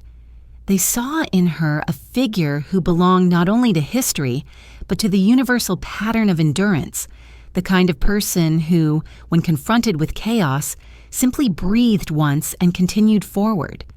As Israel itself evolved, her legacy moved between reverence and critique. Politicians invoked her name when they wished to appear steadfast, even as they ignored the humility that had underpinned her strength. Commentators resurrected her image in times of crisis, when the air grew thick with fear and the nation sought reassurance in old certainties. Yet each invocation revealed the distance between the world she had inhabited and the one she had helped to create. The old idealism, the belief that collective struggle could shape destiny, had given way to pragmatism, to the noise of markets and elections. Golda had foreseen such a shift. She had known that prosperity dulls memory. The danger of comfort, she had once said, is that it teaches forgetfulness. And indeed, as the country prospered, her voice grew fainter, even as the values she embodied continued to hold it upright like unseen pillars. Abroad, the fascination with her story endured. In universities and conferences, her life was dissected in panels and papers. Some admired her tenacity. Others condemned her as an emblem of an era that had confused nationalism with necessity. Yet even her critics found themselves compelled by the scale of her courage. A woman navigating a world built for men, wielding power without disguise, unsoftened by apology. Feminist historians revisited her life and found in it both liberation and caution. Liberation in her refusal to be defined by gender, caution in the loneliness that such refusal demanded. She broke the ceiling, one writer observed, but then lived on its edge. That paradox became a recurring theme, the cost of becoming what the world was not yet ready to accept. There were moments when her image surfaced unexpectedly in places far removed from the deserts and hills she had known. In a small museum in Eastern Europe, her photograph hung among the exiles who had shaped modern history. In a synagogue in Moscow, her name was whispered in prayers for those who still dreamed of freedom. In New York, elderly immigrants recalled seeing her speak, not in grand halls, but in crowded community centers, where her words had carried the promise of return. Even in the Arab press, decades after her death, she appeared occasionally, not as caricature, but as a figure of fascination, the formidable woman who had dared to believe that endurance could outlast enmity. Her story had transcended politics. It had become part of the moral vocabulary of the century, invoked whenever humanity wrestled with the price of conviction. And yet, in the quiet corners of Israel, her presence remained most tangible. On autumn evenings, when the air grew cool and the scent of orange blossoms drifted through the valleys, old men in cafes would still speak of her, not as a legend, but as a person. They remembered her voice on the radio, the way it steadied them when everything seemed lost. They remembered the grain of that voice, deep and slightly cracked, carrying the tone of a mother scolding her children for despairing too soon. "She believed in us," one of them said once, "even when we did not believe in ourselves." In that simple remembrance lay the essence of her legacy, not perfection, but persistence. As the century turned, her memory began to resemble the landscape she had loved, stark, luminous, enduring. The sharp controversies of her lifetime softened into questions that could never quite be answered. Was she too cautious or too bold, too human or not human enough? The arguments continued, but beneath them ran a deeper acknowledgement that she had lived her truth without disguise, and that such honesty carries its own quiet sanctity. The further time carried her from the immediacy of politics, the more her story seemed to belong to something larger than any nation, to the universal longing for meaning in struggle, for dignity in the face of impermanence. Her grave, simple and unadorned, lies among those of other founders, overlooking the hills that still shimmer in the afternoon light. Visitors who stand there often describe a strange calm, as if the stones themselves have learned to breathe with the rhythm of endurance. They leave flowers not out of devotion but out of gratitude, a silent acknowledgement of what her generation had carried so that theirs could rest. The wind moves through the cypress trees, whispering over the names etched in granite, and for a moment the noise of the present fades. It is in that silence that she still lives, not as a figure of authority, not as a monument, but as a reminder of how fragile and magnificent the human will can be. Even now, long after the world she built has transformed beyond recognition, the memory of her remains tethered to the same unspoken promise that survival is never merely endurance, but a form of faith. And perhaps this is why her story continues to matter, because it speaks to the oldest truth of all, that what endures does so not through strength alone, but through the quiet refusal to surrender one's purpose, even when the world itself seems to have forgotten what purpose means. There is a moment in every nation's story when the past begins to turn into echo, when names once spoken with urgency are repeated instead with reverence or curiosity or even indifference. Golda Meir had reached that stage of history, the point where remembrance becomes a kind of distance. The children of the generation she led had grown old. Their grandchildren now inhabited a country that no longer resembled the fragile homeland of her imagination. Skyscrapers had replaced citrus groves, the hum of technology replaced the buzz of the kibbutz, and yet beneath the noise of modern life, her presence lingered like the low hum of an underground current. No official commemoration could explain it. No monument could quite capture it. It lived instead in the shared temperament of a people who had learned, often unconsciously, to mirror her defiance in the face of uncertainty. They carried her legacy not in words but in gestures, the shrug that means perseverance, the silence that precedes endurance. Over time, the arguments surrounding her became quieter, more reflective. Historians continued to analyze the Yom Kippur War, the diplomatic impasses, the decisions that had cost lives and preserved others. But the tone of judgment softened into contemplation. It became clear, even to those who had once opposed her most fiercely, that her failures were inseparable from her virtues, that the same steel that had carried Israel through its birth had later made her incapable of retreat. It was the paradox of survival. The very qualities that sustain life can also prevent change. She had embodied that contradiction, and in doing so, had exposed the moral complexity of leadership itself. To judge her, one historian wrote, was to judge the condition of responsibility. Few who have borne it emerge unscathed. In universities and forums, younger generations rediscovered her through a different lens, not as the Iron Lady of her time, but as a study in moral endurance. They saw in her not a heroine, but a mirror of the human struggle between compassion and necessity. Her speeches, stripped of their political context, read like meditations on the burdens of choice. "We can forgive," she once said, "perhaps even forget, but we cannot cease to defend ourselves." The sentence, so simple, resonated far beyond its time, finding its way into lectures on ethics, conflict, and the philosophy of governance. In it lay the tension that defined her life, the longing for reconciliation tempered by the knowledge that safety is rarely granted freely. Abroad, her story evolved in ways she could never have imagined.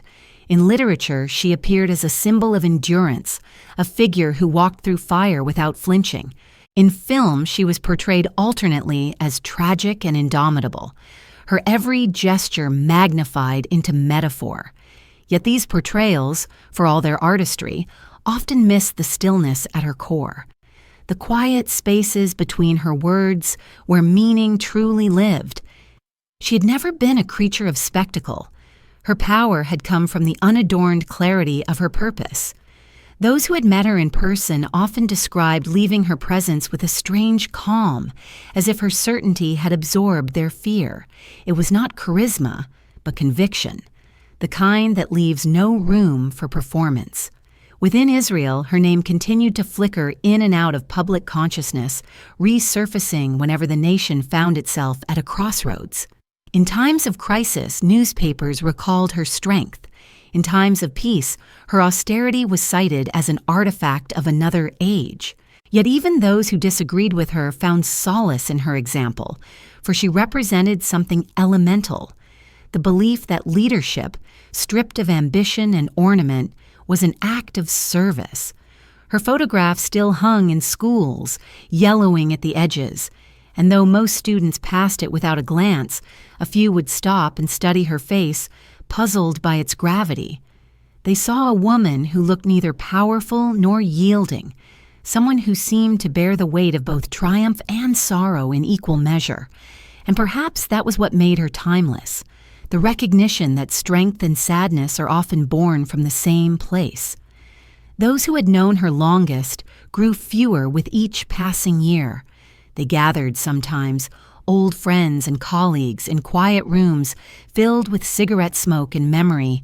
They spoke not of politics, but of moments, of her laughter breaking unexpectedly through tension, of the way she would hum to herself when decisions grew heavy, of the evenings when she sat alone after long meetings, eyes fixed on the horizon as if watching history unfold in silence. One of them, a former aide, once said, "She was not afraid of failure, only of wasting time." The others nodded. That was her essence. Not fearlessness, but urgency, the sense that every hour mattered in a life too brief for hesitation. Beyond her country, her life continued to be studied as part of the larger story of the 20th century. A century that had both created and nearly destroyed the world she inhabited. She stood in its heart, part of that generation of leaders forged by catastrophe and shaped by survival. Alongside names like Churchill, Roosevelt, and de Gaulle, hers carried the same imprint of endurance born from necessity. Yet, unlike them, she had no empire, no inherited tradition of power. Her authority came from nothing more than will. And perhaps that is why she remained so fascinating.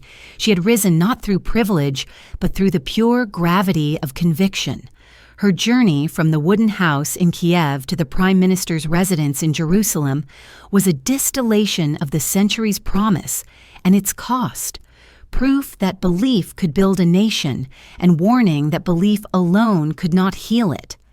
As the decades advanced, the weight of nostalgia gave way to a quieter kind of recognition.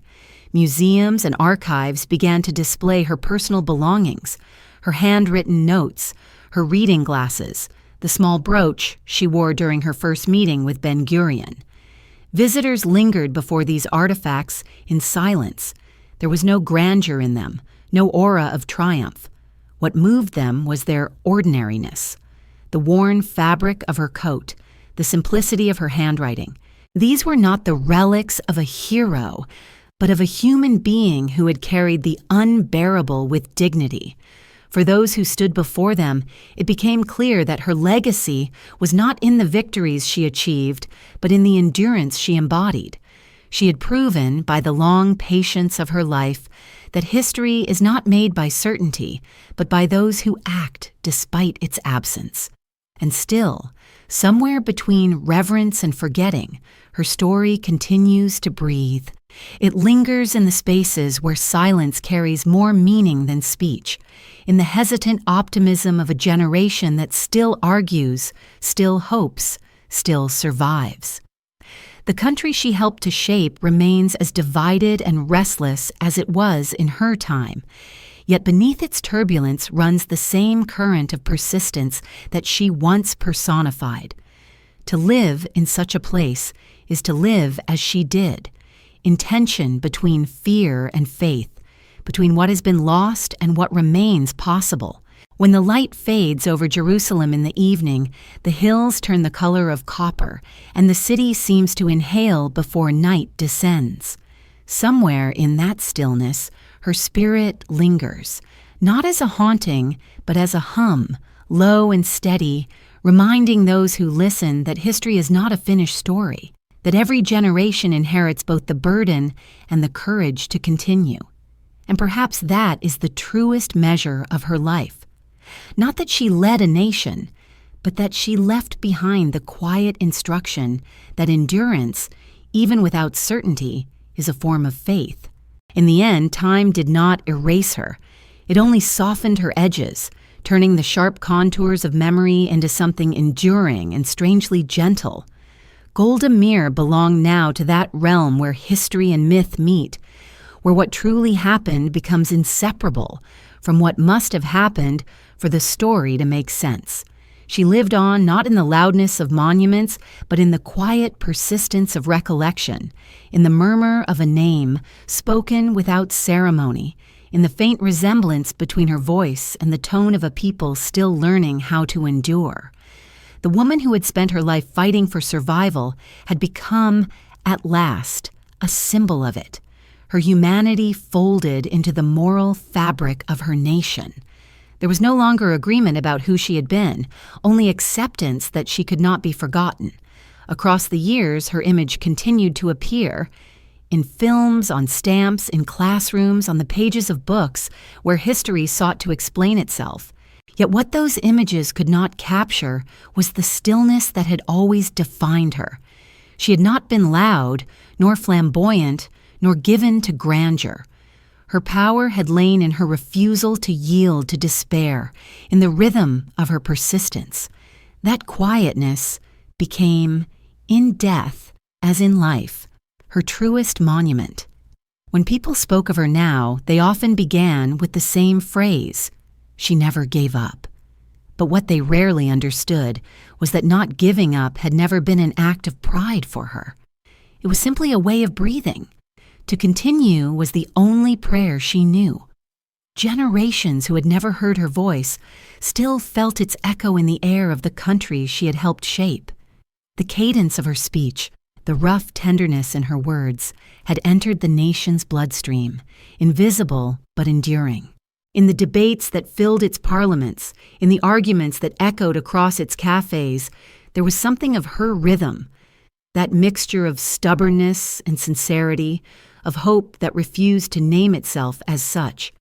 When citizens stood in lines to vote, when soldiers looked toward the horizon, when parents sent their children to school, despite their fear, they were, in some small way, continuing the motion she had set in place. The Israel she had helped bring into being was no longer the one she had known, yet the pulse of her belief still beat beneath its surface, that survival is not an act of defiance, but of duty. And beyond Israel, her story belonged to the world. It spoke to anyone who had ever faced the unbearable and continued anyway, to those who had carried burdens they could neither abandon nor explain. In distant countries, her name appeared in textbooks and speeches as an example of conviction, of what it means to act without certainty. For women in leadership, she remained both warning and inspiration, a reminder that breaking barriers often exacts a cost that no applause can repay.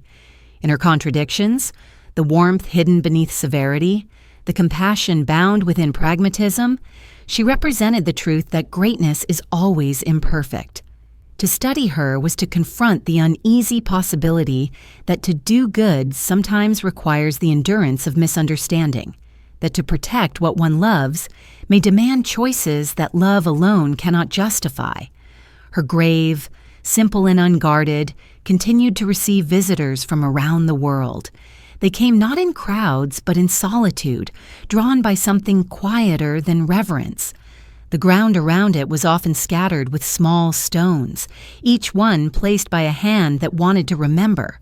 The air there carried a kind of peace, though not the peace she had spent her life seeking. It was the peace of completion, of acceptance. From that hilltop, one could see the city stretching out below, the same city that had both lifted and burdened her. The sound of its life, traffic, prayer, laughter, argument, drifted upward like the breath of continuity itself.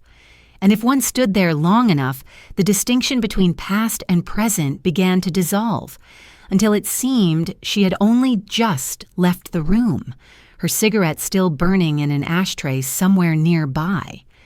What remained of her was not legend, but lesson. She had taught, by the long endurance of her life, that history is not a matter of victory, but of persistence. That courage is not the absence of fear, but the mastery of it. That compassion without strength is as fragile as strength without compassion. She had shown that even the most powerful are at the mercy of doubt, and that leadership at its purest is an act of care rather than command. In her weariness, there had been a kind of grace. In her silence, a depth that words could never reach.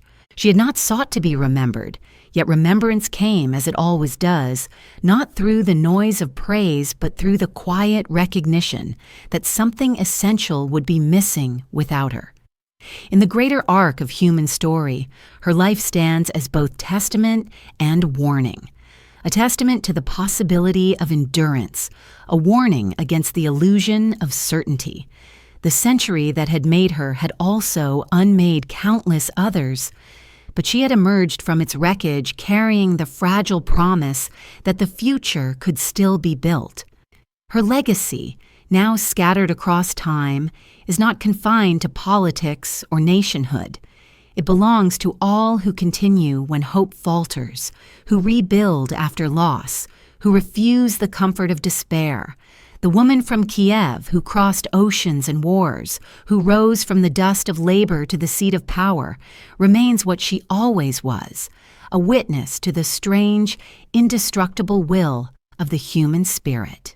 And perhaps when history grows quiet and the noise of the world fades for a moment, one can still imagine her voice, low, steady, unhurried, reminding us that endurance itself is a kind of light, not the blinding light of triumph, but the steady glow that burns through the long night, illuminating just enough of the path ahead to keep walking, for that was always her way, to move forward without illusion, with faith not in destiny, but in the simple, stubborn act of continuation.